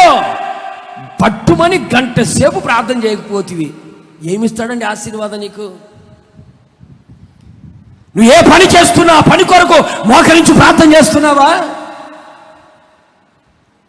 ఏ పని చేస్తున్నా పని కొరకు ప్రభు నువ్వు నాకు ఈ పని ఇచ్చావు, ఈ చేతి పని ఇచ్చావు, ఈ పెయింటింగ్ పని ఇచ్చావు, ఈ కార్పెంటర్ పని ఇచ్చావు, ఈ కరెంట్ పని ఇచ్చావు, అది ఈ ఉద్యోగం ఇచ్చావు, ఈ వ్యాపారం ఇచ్చావు, ఈ మార్కెట్లో పని ఇచ్చావు అని చెప్పి ప్రభు దగ్గరకు వచ్చి ప్రభు దీన్ని ఆశీర్వదించగాని మోకరించి ఏ రోజున కన్నీరు విడిచి ప్రార్థన చేసావా? ప్రార్థన చేసి వ్యాపారాన్ని ప్రారంభించావా? ప్రార్థన చేసి పొలంలో అడుగు పెడుతున్నావా? ప్రార్థన చేసి ఉద్యోగంలో అడుగు పెడుతున్నావా? ప్రార్థన చేసి చేతి పని ప్రారంభిస్తున్నావా? ఎదురు కళ్ళు మూసుకొని స్తోత్రం నువ్వు చూసుకో కాసుకో యేసునామమున అంటే కాదు, అడగాలి. ఎంతవరకు అడగాలి? ఆశీర్వాదం అనే రొట్టె నీ చేతికి అందేంత వరకు అడుగుతూనే ఉండాలి, అడుగుతూనే ఉండాలి. అడిగాడు కదా యాకోబు, నీవు నన్ను ఆశీర్వదించితేనే కానీ నిన్ను వదలను అన్నాడే. అలాంటిగా మనం అడగాలి, అలా అడగాలి. ఆశీర్వాదం అనే రొట్టె స్నేహితుడు ఇచ్చేంత వరకు తలుపు కొడుతూనే ఉన్నాడు, తలుపు కొడుతూనే ఉన్నాడు, తలుపు కొడుతూనే ఉన్నాడు, తలుపు కొడుతూనే ఉన్నాడు, తలుపు కొడుతూనే ఉండాలి, తలుపు కొడుతూనే ఉండాలి. ప్రార్థన చేస్తూనే ఉండాలి, సింహాసనం కదులుతూనే ఉండాలి. అలాంటి ప్రార్థనా జీవితం కావాలి, అలాంటి ప్రార్థన అనుభవాలు కావాలి. ఆ పాస్టర్ గారు చెప్పానులే ప్రార్థన చేస్తాడు, ఈ పాస్టర్ గారు ఫోన్ చేసానులే ప్రార్థన చేస్తాడు, లైవ్ షాట్లో కొట్టానులే. ఏ షాట్ అంటే లైవ్ షాట్లో కొట్టాడంట, ఇంట్లో షాట్లో బియ్యం వేసుకొని తిరుగుతుంది మనిషి. లైవ్ షాట్లో కొట్టానులే, ఇంకా చూసుకుంటారు వాళ్ళు. కాదు కాదు, నీవు మోకాల మీద ఉండి అడుగు. నీ మోకాల ప్రార్థన కావాలి కదా. స్వస్థత అనే రొట్టె రావాలన్నా, ఆశీర్వాదం అనే రొట్టె రావాలి అన్నా ఏంటి? ప్రార్థన అడగాలి. తర్వాత ఇంకొక రొట్టె ఏమిటాయి అంటే, అదే ఉపమానం దేని కొరకు చెప్పాడయ్యి అంటే, చివరికి వచ్చి ప్రభు అంటాడు, తన్ను అడుగువానికి పరిశుద్ధాత్మను ఎంతో నిశ్చయముగా అనుగ్రహిస్తాడు కదా అన్నాడు. అంటే పరిశుద్ధాత్మ ఒక రొట్టె. ఆ పరిశుద్ధాత్మని రొట్టె కొరకు ప్రార్థన చేయి. ఇంతకాలం మందిరానికి వస్తున్నావు, సంవత్సరాల తరబడి మందిరానికి వస్తున్నావు, సీనియర్ అని చెబుతున్నావు, అందరు ఆత్మ వచ్చి ఎగురుతా ఉంటే నువ్వు మాత్రం శుభ్రంగా గుర్తుకొండలా కూర్చున్నావు. ఇదే సీనియర్ అంటే? ఎప్పటి నుంచి నేను వస్తున్నాను, నన్ను పట్టించుకోవట్లేదు, ఎప్పటి నుంచో వస్తున్నాను, నన్ను గుర్తుపెట్టుకోవట్లేదు, ఎప్పటి నుంచో వస్తున్నాను, నన్ను చూడట్లేదు అంటే ఎట్లాగా? ఆత్మను పొందుకుని ఆత్మను ఆనందించి చూడు ముందు. ఇది అడుగు. గుర్తింపులు కాదు మనకు కావాల్సింది, సన్మానాలు కాదు కావాల్సింది, మనకు కావాల్సింది కాదు. ఆత్మను పొందుకుని ఆత్మను ఆనందించు. ఆ అభిషేకమే లేదే, ఆ పరిశుద్ధాత్మ నింపుదల లేదే, ఆ కదలికే లేదే మనకి. ప్రభు అంటే నువ్వు అడిగితే నేను ఇచ్చేది. అడుగు ప్రతివానికి నిశ్చయముగా ఆత్మను గ్రహించబడును. పరిశుద్ధాత్మని దేవుడు అడిగిన ప్రతి ఒక్కరికి ఇవ్వాలని ఆశపడుతున్నాడు. ఎంతవరకు అడుగుతున్నావు? శనివారం వస్తున్నావు అడుగుతున్నావు, వారం అంతా ఖాళీ. అది శనివారం వస్తేనే అడిగేది, మన మిగతా రోజులు అడిగేది లేదు. ఏ రోజు అడిగి ప్రభు దగ్గర అడిగావు నువ్వు? మాటికి గోసాడి కన్నీళ్ళు విడిచి గుండెలు బద్దలు చేసుకుని ఉపవాసం ఉండి ఏ రోజు అడిగావు నువ్వు ప్రభుని? ఏదైనా గట్టిగా వాక్యం తగిలితే ఆ రోజు ప్రభు ఆత్మని అయ్యా అంటివి, ఆ తర్వాత మళ్ళీ లేకపోయా. ఒక్కసారి ఆలోచించు, నీ ఆత్మీయ జీవితాన్ని ఆలోచించు. మన స్నేహితులు ఎవరయ్యా అంటే, నువ్వు అడిగితే నీకు కావలసినదన్నీ ఇవ్వబోతున్నాడు. కూడా చొప్పులు గట్టిగా నువ్వు అడగాలి. ఆయనకి ఇష్టమైనది చేస్తూ నువ్వు అడగాలి. ఆయన ఆజ్ఞలను అనుసరిస్తూ నువ్వు అడగాలి. ఆయన చిత్తానుసారంగా ప్రవర్తిస్తూ నువ్వు అడగాలి. మాటికి అడుగుతూనే ఉండు. విసిగించు ప్రభుని విసిగించు. నాకు కావాలి ప్రభు, నాకు కావాలి ప్రభు. గోజాడు ప్రభుని. 2 సార్లు అడిగి 3 సార్లు అడిగి ఇయ్యకపోతే అబ్బో పెద్ద బెట్టు చేసి మూలను కూర్చుంటివి. నష్టం నీకా లేకపోతే ఆయనకా? ప్రభువుని అడగాలి ఇచ్చేంత వరకు. పిల్లలు పక్కన ఉన్నారు రా బలుబో, పిల్లలు లేస్తారు రాబో అంటే, అది నువ్వు కాకపోతే నాకు ఎవరు ఉన్నారు? ఆ మాట నాకు బాగుంది. నువ్వు కాకపోతే నాకు ఎవరు ఉంటారు స్నేహితుడు? నాకు ఇంకెవరు లేరు, నువ్వే నాకు ఇవ్వాలా. నువ్వు తప్ప ఇచ్చేవాడు ఎవరు నా దగ్గర లేడు, నువ్వే ఇవ్వాలా. నువ్వు తిట్టుకో, కొట్టుకో, కాళ్ళెర కొడతావా కాళ్ళెర కొట్టు, తుంటినర ఓడదీస్తావా ఓడది, కానీ నాకు ఇవ్వాలా. నాకు ఇస్తేనే వెళ్తాను, నాకు ఇస్తేనే వెళ్తాను అని ఇచ్చేంత వరకు తలుపు కొడుతూనే ఉన్నాడు. ప్రభు నీకు ఇచ్చేంత వరకు తలుపు కొడుతున్నావా? ఆరోగ్యం ఇచ్చేంత వరకు తలుపు కొడుతున్నావా? ఆశీర్వాదం ఇచ్చేంత వరకు తలుపు కొడుతున్నావా? పరిశుద్ధాత్మ ఇచ్చేంత వరకు తలుపు కొడుతున్నావా? అడుగుతున్నావా? తలుపు కొట్టాలి, అడగాలి, తలుపు కొట్టాలి, తలుపు కొడుతూనే ఉండాలి, అడుగుతూనే ఉండాలి. ప్రార్థన మానకూడదు. విసుగక ఎడతెగక పట్టుదలతో నువ్వు ప్రార్థన చెయ్యగలిగితే ఈ నెలలో నీకేమేమి కావాలో నా దేవుడు దయచేయునుగాక. విశ్వాసము చెప్పు గట్టిగాను. జ్ఞానము కావాలా? జ్ఞానం ఇవ్వబోతున్నాడు. ఆర్థిక సహాయం కావాలా? ఆర్థిక సహాయం ఇవ్వబోతున్నాడు. ఆత్మాభివృద్ధి కావాలా? ప్రార్థనా జీవితం కావాలా? విశ్వాస జీవితం కావాలా? పరిశుద్ధమైన జీవితం కావాలా? వాక్యములు బాగా చదవాలా? వాక్యం ఎదగాల? ఎక్కువ ఉపవాసం ఉండాలా? ప్రభుతో గడపాలా? అడుగు ప్రభుని. నీ ఆత్మకేమేమి కావాలో, నీ శరీరానికి ఏమి కావాలో, నీ ప్రాణానికి ఏమి కావాలో నా యేసయ్య సమస్తము ఇస్తాడు. ఎందుకంటే నా స్నేహితుడు సమృద్ధి కలిగిన వాడు, సర్వ సంపదల గని, ఆయన సమస్తమును ధారాళముగా ఇవ్వగలిగిన వాడు. కొంచెం చూపలు గట్టిగా. అడగడం మన వంతు, ఇవ్వడం ఆయన వంతు. చేతులు చాపడం మన వంతు, ఆ చేతుల్లో పెట్టడం ఆయన వంతు. నోరు తెరవడం నీ వంతు, నోటిని నింపడం ఆయన వంతు. ఆశ పడడం నీ వంతు, తృప్తి పరచడం ఆయన వంతు. కనుక ఈ నెలలో నువ్వు ఎంత ప్రార్థన చేస్తావో, ఎంతగా నువ్వు ప్రభువుని అడుగుతావో, నిశ్చయముగా నువ్వు అడుగు వాటికంటే, ఊహించు వాటికంటే నా స్నేహితుడు, మన స్నేహితుడు మనకు ధారాళముగా ఇచ్చునుగాక. కొట్టుకో చప్పట్లు గట్టిగా ప్రభు, గట్టిగా. మొదటిగా మన స్నేహితుడు మనకు కావలసినవన్నీ ఇచ్చే స్నేహితుడు. రెండవదిగా మహాయండకు కాలిన అరణ్యములో మనతో స్నేహం చేసిన స్నేహితుడు ఏం చేస్తాడయ్య అంటే అన్యాయము చేయడు. ఏం చేయడండి? కొంచెం గట్టిగా చెప్పమాట. ఎవరు? నేను నీ స్నేహితుల గురించి అడగట్లే. నా స్నేహితుడు, నీతో స్నేహం చేయాలనుకున్న నా యేసయ్య ఎప్పటికీ ఎన్నటికీ అన్యాయము చెయ్యడు. చదవండి మత్తయి సువార్తమానం 20వ అధ్యాయం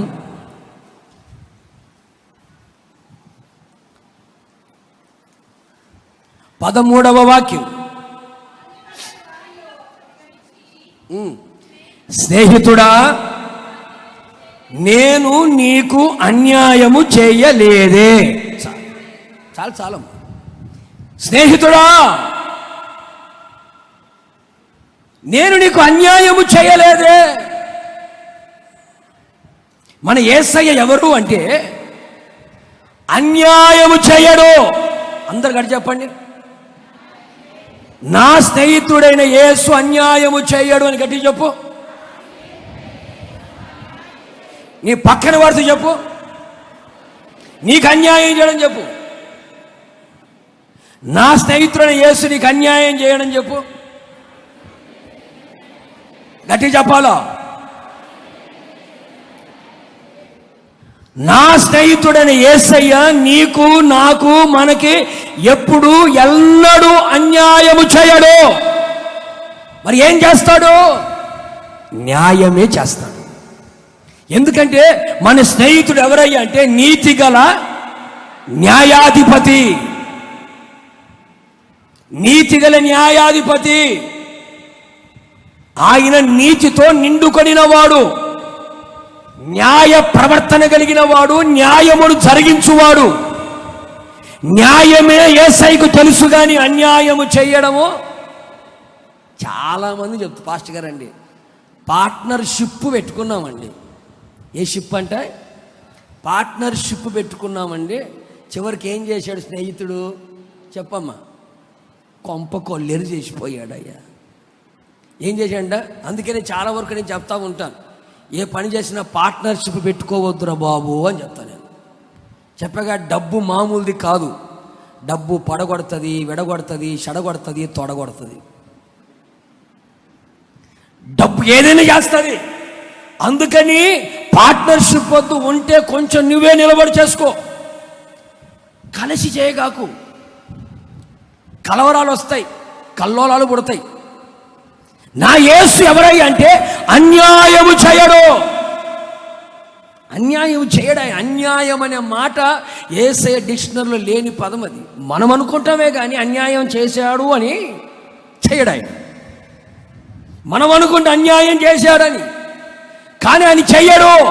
అన్యాయం న్యాయమే చేస్తాడు, న్యాయమే చేస్తాడు. నా యేసయ్య న్యాయము చేయగలిగిన స్నేహితుడు. ఒకవేళ ఇంతవరకు నీవు నమ్మిన నీ స్నేహితులు నీకు అన్యాయము చేసి, మోసము చేసి నీ జీవితాన్ని గందరగోళంగా చేశాడేమో, నీ ఆస్తి మొత్తం దోచేసుకున్నాడేమో, సంపాదనంతా తన వైపు తిప్పుకున్నాడేమో, నీకు రావలసినవన్నీ కూడా నిన్ను మోసం చేసి నమ్మించి తన వైపు తిప్పుకొని నీకు అన్యాయం చేశాడేమో, నీ పిల్లలకు అన్యాయం చేశాడేమో. కానీ నా యేసయ్య మాత్రం ఎప్పటికీ ఎన్నడూ అన్యాయం చేయడు. ఆయన అన్యాయం చేసేవాడు కాదు ఆయన. ప్రేమైన సహోదరి సహోదరులారా, చాలా సందర్భాలలో మరి ముఖ్యంగా ఈ 2 సంవత్సరాల కరోనా కాలంలో చాలామంది కోల్పోయారు. భర్తను కోల్పోయిన భార్య, భార్యను కోల్పోయిన భర్త, పిల్లల్ని కోల్పోయిన తల్లిదండ్రులు, తల్లిదండ్రులు కోల్పోయిన పిల్లలు, సేవకుల్ని కోల్పోయిన సంఘం, సంఘాన్ని కోల్పోయిన సేవకులు. ఇలాగ చాలా చోట్ల మనకు కనబడుతూనే ఉన్నాయి. అక్కడక్కడ వినపడే ఆర్తనాదాలు ఏంటో తెలుసా? దేవుడు ఎందుకు ఇలా అన్యాయం చేశాడు అని. ఆ మాట విన్నప్పుడు బాధ అనిపించింది. ఎందుకు ఇలా మాట్లాడుతున్నారు వీళ్ళు? ఎందుకు ఇలా మాట్లాడుతున్నారు? దేవుడు ఎందుకు అన్యాయం చేస్తాడు? అయ్యా, దేవుడు అన్యాయం చేసి నా భర్తను తీసుకొని మమ్మల్ని అనాథలుగా చేశాడయ్యా, నా భార్యను తీసుకొని మమ్మల్ని అనాథలుగా చేశాడయ్యా, తల్లిదండ్రులు లేని పిల్లలుగా అనాథులుగా మార్చాడు, దేవుడు అన్యాయం చేశాడయ్యా అంటారు. దేవుడు ఎప్పటికీ అన్యాయము చేయడు. గుర్తుపెట్టుకో, దేవుడు ఎప్పటికీ అన్యాయం చేయడు. నోటి కాడిపోయిందయ్యా, దేవుడు అన్యాయం చేశాడయ్యా. ఉద్యోగం పోయిందయ్యా, ఉద్యోగం పోతే దేవుడు అన్యాయం చేశాడా? వ్యాపారం పోతే దేవుడు అన్యాయం చేశాడా? మనుషులు పోగొట్టుకుంటే దేవుడు అన్యాయం చేశాడా? కరోనా వస్తే జనాలు పోతా ఉంటే దేవుడు అన్యాయం చేశాడని దేవుడి మీద నేరం మోపుతావా నువ్వు? నా స్నేహితుడు అన్యాయము చేయడు. అన్యాయము చేయని స్నేహితును కలిగి ఉన్నావు.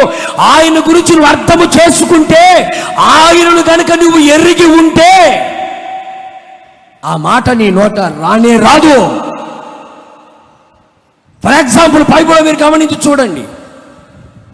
యోబు భక్తుడు ఉన్నాడు, కోట్లకు పడగలెత్తినవాడు. కోట్లకు పడగలెత్తి అతడు చరిత్ర ప్రారంభించేటప్పుడే అతడు ఒక ఆస్తిపరుడు, ఐశ్వర్యవంతుడు. అప్పట్లోనే 100 కొలది ఒంటెలు, 100 కొలది గాడిదలు, 100 కొలది పశువులు, 100 కొలది పనివారు కలిగి ఉన్నారు. 10 మంది పిల్లలుంటే 10 మంది పిల్లలకి రోజు బలు అర్పిస్తున్నాడంటే ఎన్ని పశు సంపద కలిగిన వాడు అతను. తూర్పు దిక్కుకెళ్తే ఏ వ్యక్తిని అడిగినా కూడా అతని గురించి అతను ఆస్తిపరుడయ్యా, కోటీశ్వరుడయ్యా అని చెప్తున్నారు అందరూ. అతని ఆస్తి బహుగా విస్తరించింది. ఒకానొక సమయంలో పొలంలో పంటంతా పోయింది, పశువులని వేరే వాళ్ళు దోచుకున్నారు, ఇల్లు కుప్పకూలి 10 మంది పిల్లలు ఉన్న చోటనే కుప్పకూలిపోయారు. శరీరం నిండా గజ్జి రోగం పుట్టింది. భార్యేమో దూషించి చావమని చెబుతుంది. కానీ యోబుల గురించి రాయబడిన మాట ఏమిటో తెలుసా? దేవుడు నాకు అన్యాయము చేశాను అని తన నోటితో చెప్పలేదు. ఆస్తి పోయినా, 10 మంది పిల్లలే పోయినా, సంపద అంతా లేకుండా పోయినా, రోడ్డు మీద పడి దుమ్ము పోసుకుంటూ అలాగే ఏమీ లేనివాడై గజ్జి రోగముతో తలడిల్లిపోతున్నా తన నోట ఏ మాట రాలేదు తెలుసా? దేవుడు నాకు అన్యాయం చేయలేదు అంటున్నాడు. యోబు ఎలా చెబుతున్నావంటే, నా ఫ్రెండ్ ఎవరు నాకు తెలుసయ్యా, నా ఫ్రెండ్ ఎవరు నాకు తెలుసు, నా స్నేహితుడు నాకు అన్యాయము చేయడు, నాకు న్యాయమే చేస్తాడు. నువ్వేమంటున్నావు చెప్పు? ఇప్పుడు నువ్వేమంటున్నావు చెప్పు? మేము అనాథలమైపోయాం, దేవుడు అన్యాయం చేశాడు. మా ఉద్యోగం పోయింది, దేవుడు అన్యాయం చేశాడు. నోటు కాడికి పోయింది, దేవుడు అన్యాయం చేశాడు. ఎందుకలా మాట్లాడుతున్నావు నువ్వు? నీ స్నేహితుని గురించి నువ్వు బాగా తెలుసుకొని ఉన్నావా? యేసును తెలుసుకొని ఉన్నావా? రోగం వచ్చిందని దేవుడు అన్యాయం చేశాడు అంటావా? ఆయన నీకు న్యాయమే చేస్తాడు కానీ అన్యాయం చేయడు. అందుకని యోబు స్నేహితులు అంటారు, దేవుడు అన్యాయము చేయుట అసంభవము, అసంభవం, అది జరగని పని. మనుషులు అలా మాట్లాడుతారేమో కానీ ఆయన అన్యాయం చేయడు, ఆయన న్యాయమే చేస్తాడు. నీ భక్తికి తగిన న్యాయమే చేస్తాడు, నీ నీతికి తగిన న్యాయమే చేస్తాడు, నీ యథార్థతకు తగిన న్యాయమే చేస్తాడు, నీ ప్రార్థనకు తగిన న్యాయమే చేస్తాడు, నీ పరిచర్యకు తగిన న్యాయమే చేస్తాడు, నీ విశ్వాసానికి తగిన న్యాయమే చేస్తాడు, నీ పరిశుద్ధతకు తగిన న్యాయమే చేస్తాడు, నీ భక్తికి తగిన న్యాయమే చేస్తా, అన్యాయం చేయడు. కొంతమంది అంటారు, పాస్టర్ గారండి వాళ్ళు బాగా బతుకుతున్నారు కదండి, మమ్మల్ని టుంచాడు ఏంటండి, దేవుడు మాకు అన్యాయం చేశాడండి. వాళ్ళు కార్లలో తిరుగుతున్నారండి, మాకు సైకిల్ కూడా లేదండి, దేవుడు మాకు అన్యాయం చేశాడండి. మేము ఇంత బాగా బతుకుతున్నామండి, నీతిగా ఉన్నామండి, వాళ్ళు బాగున్నారండి, మాకు దేవుడు అన్యాయం చేస్తున్నాడు ఏంటండి. వాళ్ళ పిల్లలకి పెళ్ళిళ్ళు అయినాయి, వాళ్ళకి పిల్లలు పుట్టారు, వాళ్ళు ఇల్లు కట్టుకున్నారు, వాళ్ళు బాగానే ఉన్నారు, మాకు ఇంకా లేదు, దేవుడు మాకు అన్యాయం చేస్తున్నాడండి. చూసారండి ఎలా మాట్లాడతారు, ఎలా మాట్లాడుతున్నారు చూసారా? నీ పరిస్థితిని బట్టి నీ నీతికి తగినట్లుగానే నీ నివాస స్థలం వర్ధిల్లుతుంది. నీ ప్రార్థన, నీ భక్తి, నీ విశ్వాసం, నీ పరిశుద్ధత, నువ్వు దేవుని మీద ఆధారపడే ఆధారం, దేవుని సంతోషపరిచే దాన్ని బట్టి దేవునికి న్యాయం చేస్తాడు. నీకు చేయాల్సింది నీకు చేస్తాడు, వాళ్ళకు చేయాల్సింది వాళ్ళకు చేస్తాడు. ఆయనకి ఏది చేయాలనుకుంటే అది చేస్తాడు. వాళ్ళకి ఇవ్వాలనుకోండి ఇచ్చాడు, నీకు ఇవ్వాలనుకో నీకు ఇచ్చాడు, అంతేగాని ఆయన పక్షపాతి కాదు. గుర్తుపెట్టుకో, నా యేసు అన్యాయము చేయడు, నా స్నేహితుడు అన్యాయము చేసేవాడు కాదు. దేవునికి మహిమ కలుగును గాక. ఒక వాక్యం చదువుదామా? చదవండి. హెబ్రీయులకు రాసిన పత్రిక 6వ అధ్యాయం 10వ వాక్యం.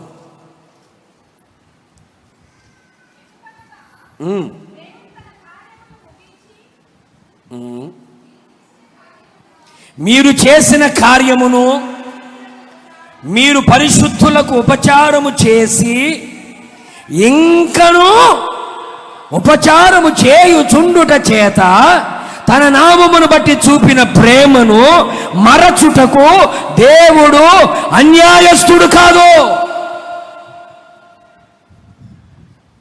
ఎంత చక్కగా రాయబడిన మాట చూడండి. మీరు చేసిన కార్యాలు మీరు పరిశుద్ధులకు ఉపచారము చేసి ఇంకను చేయుచుండుట చేత ఆయన నామాన్ని బట్టి మీరు చూపిస్తున్న ప్రేమ మరచిపోవటకు దేవుడు అన్యాయస్తుడు కాదు. చాలామంది పాస్టర్ గారండి, ఈయన ఎంత నమ్మి నేను చేశాను, ఎంత మేలు చేశానండి, ఎంతో చేశానండి, కానీ ఏం చేశారట? మర్చిపోయాడండి వాడు. బైబిల్ అందుకే రాయబడింది, యోబు స్నేహితులట, ప్రాణ స్నేహితులు యోబుని ఏం చేశారండి? మర్చిపోయిరి అని రాసింది. మర్చిపోయారండి. ఒకటి గుర్తుపెట్టుకో, ప్రేమైన దేవునికి గుర్తుపెట్టుకో, నీవు పరిశుద్ధులకు ఏ ఉపచారం అయితే చేస్తున్నావో, దైవ సేవకులని ప్రేమించి గిన్నెడు చన్నీళ్ళు ఇస్తేనే పరలోకములో ప్రతిఫలం ఉంటుందని సెలవిచ్చిన దేవుడు. పరిశుద్ధుల కొరకు నువ్వు ఉపచారం చేస్తున్నావు, వాళ్ళ కొరకు ప్రార్థన చేస్తున్నావు, వాళ్ళ పరిచయంలో పాలిభాగస్తులుగా మార్చబడ్డావు, వారి ఆకలి తప్పులు తీరుస్తూ ఉన్నావు, వారి కొరకు కన్నీళ్లు కారుస్తూ ఉన్నావు, ఉపచారం చేస్తున్నావు, దేవుని కొరకు ఎన్నో కార్యాలు చేస్తున్నావు, కష్టపడుతున్నావు, నీ దశభాగాలు ఇస్తున్నావు, నీ కానుకలు ఇస్తున్నావు, ప్రతిష్ఠిత అర్పణలు ఇస్తూ ఉన్నావు, ప్రథమ ఫలాలు తీసుకొని వచ్చి ఇస్తున్నావు. నువ్వు తినకపోయినా దేవుని కొరకు అని చెప్పి దేవుని కొరకు ఖర్చు పెడుతున్నావు. నీకు లేకపోయినా దేవుని మందిరంలో ఉండాలి అని నీ ఇంట్లో లేకపోయినా దేవుని మందిరానికి తీసుకొని వస్తున్నావు. నువ్వు తినకపోయినా దైవ సేవకులు తినాలని పరిశుద్ధులకు ఉపచారం చేస్తున్నావు. యేసయ్య నామాన్ని బట్టి నువ్వు చూపిన ప్రేమ దేవుడు మర్చిపోడు. మీ పిల్లల్ని మర్చిపోడు ఆయన, నీ కుటుంబాన్ని మర్చిపోడు ఆయన, నీ సంతానాన్ని మర్చిపోడు ఆయన. తరతరములు జ్ఞాపకం చేసుకుంటాడు. ఒకవేళ నువ్వు హృదయపూర్వకంగా 10 పైసలే 10 రూపాయలే దేవుని కొరకు కానుకగా అర్పించిన ఆ 10 రూపాయలు కూడా దేవుడు మర్చిపోడు. తిని తినక కష్టపడి సంపాదించిన ఆ సంపాదనలో దేవుని కొరకు ఖర్చు పెడుతున్నావే, దేవుడు మర్చిపోడు. నీ పిల్లలను అనాథులుగా విడిచిపెట్టడు, నీ కుటుంబాన్ని అనాథులుగా విడిచిపెట్టడు. తగిన ప్రతిఫలాలు ఆయన కలుగు చేస్తాడు. నీ సంతానానికి ఆయన పక్షముగా ఉండి ఒక రోజున కావలసిన వాటిని దయచేసి, అన్యాయము చేయని దేవుడు, అన్యాయస్తుడిగా ఉండని దేవుడు తగిన ప్రతిఫలం కలుగు చేస్తాడు. మర్చిపోడు ఆయన, మర్చిపోడు. నువ్వు ఎంత కొంచెము చేసినా కూడా మర్చిపోడు ఆయన, గుర్తుపెట్టుకుంటాడు ఆయన.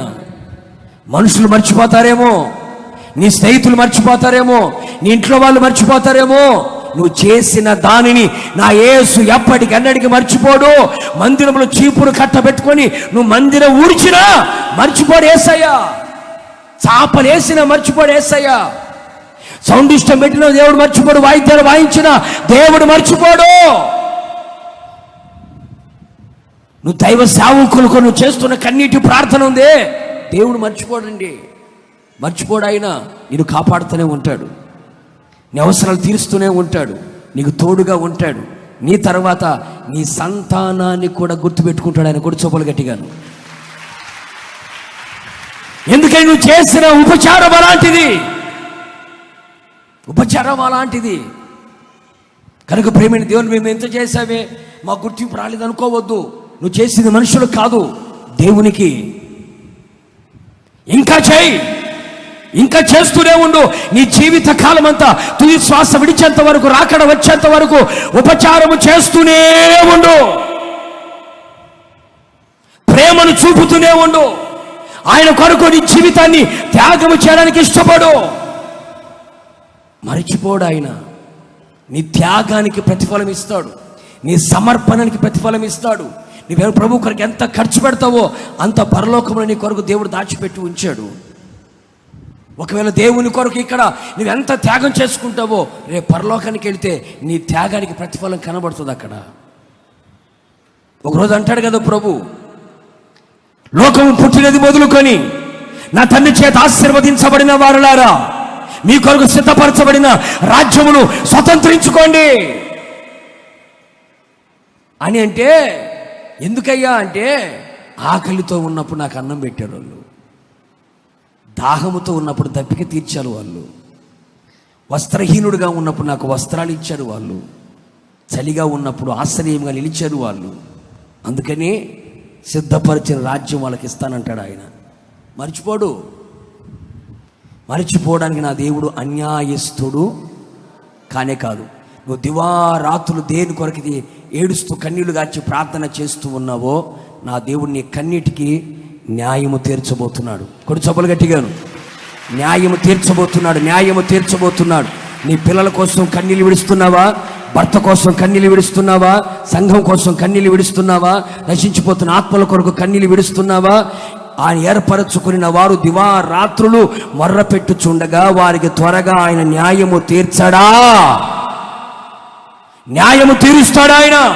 అన్యాయస్తుడు కాదు. ఇంత ప్రార్థన చేశానే, నా ప్రార్థనకు జవాబు రాలేదే, ఇంత ఏడ్చానే, నా ఏడుపుకి ఇంకా జవాబు రాలేదే, ఇంతగా మందిరంలో పరిచయం చేస్తున్నానే, కష్టపడుతున్నానే, ఖర్చు పెడుతున్నానే, ఇంకా నాకు ప్రతిఫలం రాలేదే అని నువ్వు ఆలోచించొద్దు. ఒకరోజు న్యాయము తీర్చే సమయం వస్తుంది. న్యాయం తీరుస్తాడు ఆయన. నీకు చేయవలసిన న్యాయం నీకు చేస్తాడు. నీ పిల్లలకు చేయవలసిన న్యాయం నీకు చేస్తాడు. కొడు చొప్పులు గట్టిగాను. నా పిల్లలు అన్యాయం అయిపోతారేమో, నేను లేకపోతే నా పిల్లలు అన్యాయం అయిపోతారేమో, మా పిల్లలు ఏమైపోతారో, మా పిల్లల భవిష్యత్తు ఏమైపోతుందో అని అనుకుంటున్నావేమో. నువ్వు చేసిన దాన్ని బట్టి నా దేవుడు నీ పిల్లలకు న్యాయం చేయబోతున్నాడు. నా దేవుడు చేస్తాడండి, మర్చిపోడు. చెప్పే కదండి, మందిరంలో చీపురు కట్టబెట్టుకుని ఊడ్చినా కూడా దేవుడు మర్చిపోడు. దైవ సేవకులు పట్టెడు అన్నం పెట్టిన దేవుడు మర్చిపోడు. గ్లాసు నీళ్లు దైవ సేవకులు ప్రేమించి ఇచ్చిన దేవుడు మర్చిపోడు. ప్రతిదానికి దేవుడు తగిన సమయమున న్యాయము తీరుస్తాడు. గుర్తుపెట్టుకో, ఎప్పటికీ ఎన్నటికీ నా యేసు అన్యాయము చేయడు. నా స్నేహితుడు ఎవరండి? అన్యాయం చేయడు, న్యాయమే చేస్తాడు. నీకు తగినట్లుగా న్యాయము చేసి నీకు ప్రతిఫలం ఇస్తాడు. కూడా చొప్పులు గట్టిగా గట్టిగా గట్టిగా. చివరికి మాట చెప్పి నేను ముగిచ్చేస్తాను. చదవండి యోహాను సువార్తమానం 11వ అధ్యాయం 11వ వాక్యం.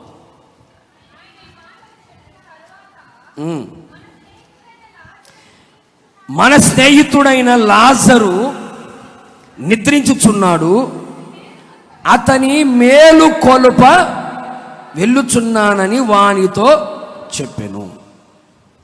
పర్టికులర్గా పేరు పెట్టి స్నేహితుడా అని పిలిచింది పరిశుద్ధ గ్రంథంలో ముగ్గురు. పేరు పెట్టి, అబ్రహాము నా స్నేహితుడు, మోషే స్నేహితుడు, ఏంటి లాజరు నా పేరు పెట్టి పర్టికులర్గా మాట్లాడింది. ఈ చరిత్ర మనందరికీ బాగా తెలుసు. ఇందులో ఒక మాట చెప్పాలనుకున్నాను. మన స్నేహితుడు మనకు కావలసినవన్నీ ఇస్తాడు అడిగితే. మన స్నేహితుడు ఎప్పటికీ అన్నటికీ మనకు అన్యాయమే చేయడు, న్యాయమే చేస్తాడు. మన స్నేహితుడు ఏం చేస్తాడయ్యా అంటే, ఇక రాయవన్న మాట, మన స్నేహితుడైనా చూడండి, వాళ్ళతో కలుపుకొని, అపోస్తలులతో కలుపుకొని చెప్తున్నాడు. ఎందుకంటే మనంతా ఫ్రెండ్స్ కదా అని. మన స్నేహితుడైనా లాజరు ఏమవుతున్నాడండి? నిద్రపోతున్నాడు. ఇప్పుడు ఆ లాజర్ని మనం ఏం చేయాలి? చెప్పండి. అలారం పెట్టి లేపాలా? ఆ లాజర్ని మనం అందరం వెళ్ళి ఏం చేయాలి? లేపాలి. లాజర్ని లేపాలి. అంటే దీన్ని బట్టి నాకు ప్రవచించిన ఆలోచన ఏమిటయ్యా అంటే, మన స్నేహితుడు మనల్ని ఏం చేస్తాడయ్యా అంటే మేలు కొలప వస్తాడు. మేలు కొలప వస్తాడు. దీని ఇంకొక భాషలో చెప్పాలంటే, అంత్య దినమున తన స్నేహితుని ప్రభు లేపుతాడు. కొడు చొప్పులు గట్టిగా. అంత్య దినమున లేపుతాడు. ఎక్కడికి వెళ్తున్నామయ్యా మనం? ఎక్కడికి వెళ్తున్నాం మనం అంటే, లాజరుని నిద్ర లేపడానికి వెళ్తున్నాము అన్నాడు. నిద్ర లేపడం అంటే ఏంటి? ఆ నిద్ర దేని గురించి రాయబడింది అయ్యా అంటే, మరణాన్ని గురించి రాయబడింది. ఆ మరణం దేని కొరకు జరిగిందయ్యా అంటే, యేసు ప్రభు అంటాడు కదా, పునరుత్థానాన్ని జీవాన్ని నేనే, నా యందు విశ్వాసం ఉంచువాడు చనిపోయి బ్రతుకుతాడు, బ్రతికి నా యందు విశ్వాసం ఉంచగలిగితే మరలా వాడు చావడు. అంటే యేసయ్య దీన్ని దేని కొరకు మాట్లాడుతున్నాడు అంటే, పునరుత్థానాన్ని గురించి మాట్లాడుతున్నాడు. మరణించిన వ్యక్తి తిరిగి లేస్తాడా? ఎందుకంటే పునరుత్థానాన్ని విశ్వసించని సద్దూకయ్యులు ఉన్నారు. మరణించిన వ్యక్తి మరలా తిరిగి లేవడు అని అనుకునే చాలా మంది ఉన్నారు. పునరుత్థానం ఉంది అని చెప్పడానికే చనిపోయిన లాజర్ని ప్రభువు లేపాడు. ఇది దేనికి సూచనగా ఉంది అంటే, ఒక రోజున ప్రభు ఆర్భాటముతోనూ ప్రధాన దూత శబ్దముతోనూ దేవుని బూరతోనూ ఆయన పరిశుద్ధ పరివారముతో మేఘమండలం మీదకి వస్తాడు. వచ్చినప్పుడు ఏం చేస్తాడు? ఆయనకు స్నేహితులుగా ఉన్న వారిని ఆయన పిలుస్తాడు. అందరినీ పిలువడు సుమి, గుర్తుపెట్టుకో, అందరినీ పిలువడు. ఎవరిని పిలుస్తాడంట? తిన్నగా మార్తమ్మ మరియమ్మ గుంపు మొత్తం బయలుదేరింది. డాక్టర్ గుంపు అంతా బయలుదేరింది. సమాధి దగ్గర నిలబడ్డాడు. బాబు బయటికి రా అన్నాడా? అనలే. Hello my dear friend Lazar, come out. నా స్నేహితుడైన లాజరు, నువ్వు బయటికి రా అన్నాడు. బయటికి రా అంటే స్నేహితుడైన లాజరు మాత్రమే బయటకు వచ్చాడు. కూడా చప్పలు గట్టిగా. చాలా మంది లాజర్లు ఉన్నారు. తాగుబోతు లాజరు ఉన్నాడు, పేకాట లాజరు ఉన్నాడు, అక్రమాల లాజరు ఉన్నాడు, చాలా మంది లాజర్లు ఉన్నారు. కానీ యేసయ్య స్నేహితుడు మాత్రం లేచి బయటకు వచ్చాడు. అంటే అర్థం ఏంటి? రేపటి రోజున ప్రభు వస్తాడు. ఆత్మయు పెండ్లి కుమార్తె ఎక్కి రమ్మని ఒక స్వరం వినబడుతుంది. ఆ స్వరములో ఆయన తన స్నేహితుని పేరు పెట్టి పిలుస్తాడు. ఒకవేళ ఆయన వచ్చినప్పుడు మనం ఒకవేళ నిద్రించి ఉన్నామే అనుకో, లేకపోతే సజీవులుగా ఉన్నామే అనుకో, నిద్రించినా సజీవుడిగా ఉన్నా ఆయన తన స్నేహితుని పేరు పెట్టి పిలుస్తాడు. లాజర్ అని పిలిచిన దేవుడు రాజేష్ అని పిలుస్తాడు. అది తన స్నేహితుని మాత్రమే పిలుస్తాడు. ఎవరైతే తన స్నేహితులుగా ఉంటారో ఆ స్నేహితుడు మాత్రమే ఆ స్వరాన్ని వింటాడు. విన్నవాడు లేస్తాడు, లేచినవాడు యేసయ్యని ఎదుర్కోవడానికి మధ్య ఆకాశంలో పోతాడు. కూడా చెప్పులు గట్టిగా. నువ్వు యేసయ్యకు స్నేహితుడిగా ఉంటే, చూసారండి, చూడండి, ఆ సమాధుల నుంచి లేచాడా, వెంటనే మార్తకు కూటం పెట్టిందా? లాజరు ఎక్కడ కూర్చున్నాడు అంటండి? యేసయ్య పక్కన కూర్చున్నాడు. నువ్వు లేస్తే యేసయ్య పక్కన కూర్చుంటావు. నువ్వు లేస్తే యేసయ్యతో కూడా యుగ యుగాలు ఉంటావు. ఎందుకయ్యా అంటే మన స్నేహితుడు మనకు కావాల్సింది మనకే ఇచ్చేవాడు కాదు. మన స్నేహితుడు అన్యాయం చేయకుండా ఉండేవాడు మాత్రమే కాదు. మన స్నేహితుడు ఎవరయ్యా అంటే అంత్య దినమున నిన్ను లేపుతాడు. మనమందరం లేపబడాలి, ప్రభు చేత పిలవబడాలి. సమాధుల్లో ఉంటే సమాధుల నుంచి లేవాలి, సజీవులుగా ఉంటే మహిమతో లేవాలి. ఎక్కడికి వెళ్ళాలి? స్నేహితుడా రా అని పిలిస్తే ఈ స్నేహితులందరూ లేస్తారంట. ఆయన స్నేహితులు మాత్రమే లేస్తారు. గుర్తుపెట్టుకో. చర్చికొచ్చే వాళ్ళందరూ కాదు, బైబిల్ పట్టుకున్న వాళ్ళందరూ కాదు, తెల్ల బట్టలు వేసుకున్న అందరూ కాదు, పాటలు పాడే వాళ్ళందరూ కాదు, ప్రసంగాలు చేసే వాళ్ళందరూ కాదు, వాయిద్యాలు వాయించే వాళ్ళందరూ కాదు, పరిచర్య చేసే వాళ్ళందరూ కాదు. యేసయ్య స్నేహితులు మాత్రమే. యేసయ్య స్నేహితులు ఎవరు అంటే ప్రభు ఏమంటాడు? నా ఆజ్ఞలన్నిటినీ ఎవరైతే అనుసరించి నడుస్తారో వాళ్ళే నాకు స్నేహితులు. నా ఆజ్ఞలన్నీ అనుసరించి నడవాలి. ఏమిటి నా ఆజ్ఞ? మారు మనస్సు పొందమని దేవుడు ఆజ్ఞాపిస్తున్నాడు. ఆ ఆజ్ఞను అనుసరించి నీవు మనస్సును మార్చుకోగలిగితే దేవుడికి స్నేహితుడివే. బాప్తిసం పొందమని దేవుడు ఆజ్ఞాపిస్తున్నాడు. ఎవరైతే దేవుని యొక్క ఆజ్ఞకు లోబడి తండ్రి కుమార పరిశుద్ధాత్మ నామములో సమర్పించబడ్డ దైవ సేవకుల దగ్గర ముంచడ బాప్తిసం పొందుతారో వారు దేవునికి స్నేహితులు. ఆ బాప్తిసం పొందిన వాడు క్రీస్తు యొక్క రక్త మాంసములలో పాలి భాగస్థుడు అవ్వాలి. అందుకని ప్రభు ఏమంటాడు? పరలోకం నుంచి దిగువచ్చిన జీవాహారాన్ని నేనే, నా శరీరము తిని నా రక్తము త్రాగువాడు జీవము గలవాడు, వానిని నేను అంత్య దినమున లేపుతాను. కూడా చప్పలు గట్టిగాను. మనం అంత్య దినములో లేపబడాలి, స్నేహితుడా అని పిలవబడాలి అంటే బాప్తిస్మాని పొంది రక్త మాంసములలో పాలి భాగస్థుడు అవ్వాలి. చాలా మంది బల్లారాధన కూర్చోమంటే గుంపులు వేసి వెళ్తారు. అంటే అట్లాగే డైరెక్ట్గా నరకానికి పోతారు అన్నమాట. అంతే కదా మరి. బైబిల్ ఏమంటుంది? యోహాను సువార్త 6వ అధ్యాయం చదవండి, 6:54 చదవండి. నా శరీరము తిని నా రక్తము త్రాగువాడే నిత్య జీవము గలవాడు, అంత్య దినమున నేను వానిని లేపుదును. నా స్నేహితుడా రమ్మని పిలుస్తాను అతన్ని. ఎవరతను? నా శరీరము తిని నా రక్తము త్రాగిన వాడు నిత్య జీవము గలవాడు, అతని నేను అంత్య దినమున లేపుతాను, నిద్ర మేలు కొలుపుతాను. అంటే ప్రభు వల్ల ఆరాధనలో పాల్గొనని వాడు నరకానికే వెళ్తాడు, పరలోకానికి రాడు. అర్థమవుతుందయ్యా? ఇంకా మారు మనసు పొందకుండా, బాప్తిస్వం పొందకుండా నాటకాలు ఆడుతూ లోక సంబంధమైన కార్యక్రమాలు తిరుగుతున్నారే, గుర్తుపెట్టుకో, నువ్వెంతకాలం హోసన్న మందిరానికి వచ్చినా కూడా పరలోకానికి నువ్వు రాలేవు, అంత్య దినమున లేపబడలేవు. పేరు బైబిల్లోనే పెట్టుకున్నా లేపబడవు. ఇప్పుడు ఎట్ట బయటికి వెళ్తున్నావో రేపు పరలోకం నుంచి బయటికి వెళ్ళాల్సిందే. మీకు నొప్పి కలిగిన ఇబ్బంది ఏమీ లేదు. దేవుని ఆజ్ఞలకు లోబడి, దేవుని యొక్క ఆజ్ఞలకు లోబడి మనస్సును మార్చుకొని బాప్తిస్వం పొంది రక్త మాంసంలో పాలి భాగస్థుడుగా మారాలి. యేసే శరీరం తినాలి, యేసే రక్తం మనం తాగాలి. ఎందుకు తెలుసా? మనము నిత్య జీవము గలవారమై ఉండాలి. ఎందుకంటే ఒక రోజున ప్రభు వస్తాడు, వచ్చినప్పుడు పిలుస్తాడు. పిలిచినప్పుడు ఆయన స్నేహితులు ఎవరయ్యా అంటే ఆయన ఆజ్ఞలకు పాటించి ఆయన స్నేహితులుగా మారి ఆయన శరీరాన్ని రక్తాన్ని తినుతున్న వాళ్ళందరూ ఆయన స్నేహితులు.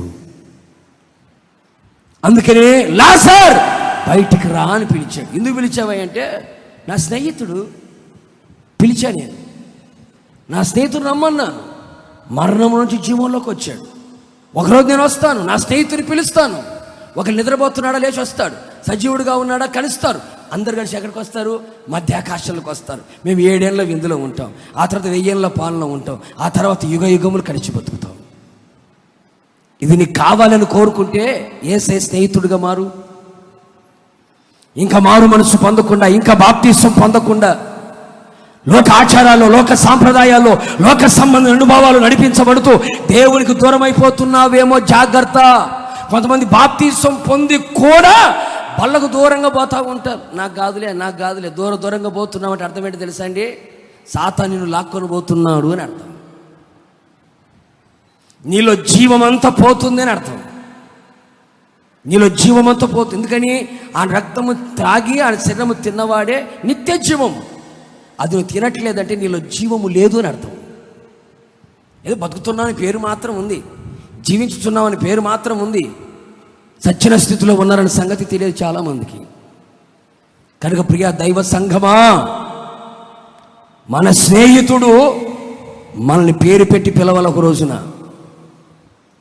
పేరు పెట్టి పిలవాలి. అందుకే నేను చెప్తున్నాను, మనం సచ్చేలోపు మరలా చెప్తున్నా నేను, పాటికేదో సాగు గురించి మాట్లాడుతున్నా అనుకోవద్దు. మనము చనిపోలోపు మారు మనసు పొంది బాప్తిస్వం పొంది ఆత్మను పొందుకొని పరిశుద్ధంగా ఉండి చనిపోవాలి. ఒకవేళ లేకుండా చనిపోయావా నరకానికి పోతావు. జాగ్రత్త. మరణం ఎప్పుడు పిలుస్తుందో తెలియదు, ఎప్పుడు రమ్మని చెప్తుందో కూడా తెలియట్లేదు. ఎప్పుడు మరణం మనిషిని మింగివేస్తుందో తెలియట్లేదు. రేపు నీది కాదు. ఇలాగే ఉంటాయి రోజులు అనుకోవద్దు. గత 2 సంవత్సరాల క్రితం అనుకున్నామా రోజులు ఇలా ఉంటాయి అని? ఆకులు రాలిపోయినట్టుగా, పిట్టలు రాలిపోయారు జనాలు. జాగ్రత్త. ఇంకా మారు మనసు పొందకుండా, బాప్తిస్వం పొందకుండా, దేవుని కొరకు నీతిగా యథార్థంగా బ్రతకకుండా, ఒకవేళ నాటకాలు ఆడుతూ లోకంలో మిళితమై ఒకవేళ ఉన్నావేమో జాగ్రత్త. పాపములో ఉండగానే నువ్వు చనిపోతే ఎక్కడికి పోతావు గుర్తుపెట్టుకో. మేమొచ్చి సమాధి చేసినా నువ్వు పోయేది నరకానికే. పాపములుగా నువ్వు చనిపోతే పాస్టర్ గారు వచ్చినా పెద్ద వాళ్ళు వచ్చిపోసినా చివరికి పోయేది అక్కడ నరకానికే. అందుకని మనం చనిపోయేలోపు, నేనైనా నువ్వైనా, మనం చనిపోయేలోపు దేవుని ఆజ్ఞలన్నిటిని పాటించి దేవునికి స్నేహితులుగా ఉండి మనం చనిపోదాం. దేవునికి స్నేహితులుగా ఉండి నిద్రపోదాం. ప్రభు ఒకరోజు పిలుస్తాడు, రాజేష్ వచ్చేసేయి, నేను వచ్చేసాను, నువ్వు వచ్చేయి అంటాడు. ఆ స్వరం వినబడగానే ఏంటి, సమాధి నుంచి లాజరు కాళ్ళకి తలకి కళ్ళకు కూడా కట్టేసింది మార్తక్క. మరి ఎట్ట వచ్చాడో తిన్నగా వచ్చేసాడు. ఎందుకంటే ఆ స్వరం అతను ఏం చేసిందంటే అక్కడికి ఆకర్షించింది. పోయి పట్టుకోరాపండి లాజర్ని లేపుకొని తీసుకురాపండి అనలే, లాజర్ రా అన్నాడు అంతే. కాళ్ళకు కట్టేసి రెట్టొస్తానయ్యా, నేను కళ్ళకు కట్టేసి రెట్టొస్తాను అని లేదు. ఆ స్వరాన్ని బట్టి అలాగే యేసయ్య దగ్గరికి వచ్చాడు. గుడిచబులు గట్టిగా ఆకర్షించబడతారు అంతే. ఆయన మధ్యాకాశంలోకి వచ్చిన మన భూమిలో ఉన్నా కూడా ఆ స్వరం వినబడగానే ఒక్కసారి కను రెప్ప వేసినట్లుగా ఈ దీన శరీరం మయ్యమగల శరీరాన్ని దాల్చుకొని తిన్నగా ప్రభు దగ్గరికి వెళ్ళిపోయింది అంతే. రెప్ప పాటులో కన్ను మూసి కన్ను తెరిచే లోపల యేసయ్య దగ్గర ఉండిపోతాం. ఎందుకంటే యేసయ్య వాక్కులో అంత శక్తి ఉంది. ఎందుకంటే యెహోవా స్వరము అరణ్యాన్ని కదిలిస్తుంది. మన స్నేహితుడు మనల్ని మేలు కొలుపుతాడు. మన స్నేహితుడు మనకి అన్యాయము చేయడు. మన స్నేహితుడు మనకు కావలసినవన్నీ ఇస్తాడు. ఇదే నిజమైన స్నేహితుడి యొక్క, మంచి మిత్రుడి యొక్క ఉన్నతమైన సందేశం. అందుకని లోక స్నేహాలు మానేసి, యదవ స్నేహాలు మానేసి, పడికిమాల స్నేహాలు మానేసి యేసయ్యతో స్నేహం చేసుకుంటూ యేసయ్య స్నేహమును నిలిచి ఉంటూ నువ్వు నిలబడు. నిశ్చయముగా ఈ 3 అనుభవాలు మనందరి జీవితంలో ప్రభు నిండుగా మెండుగా చేయునుగాక. ఒకరి చిన్న ప్రార్థన చేసుకో.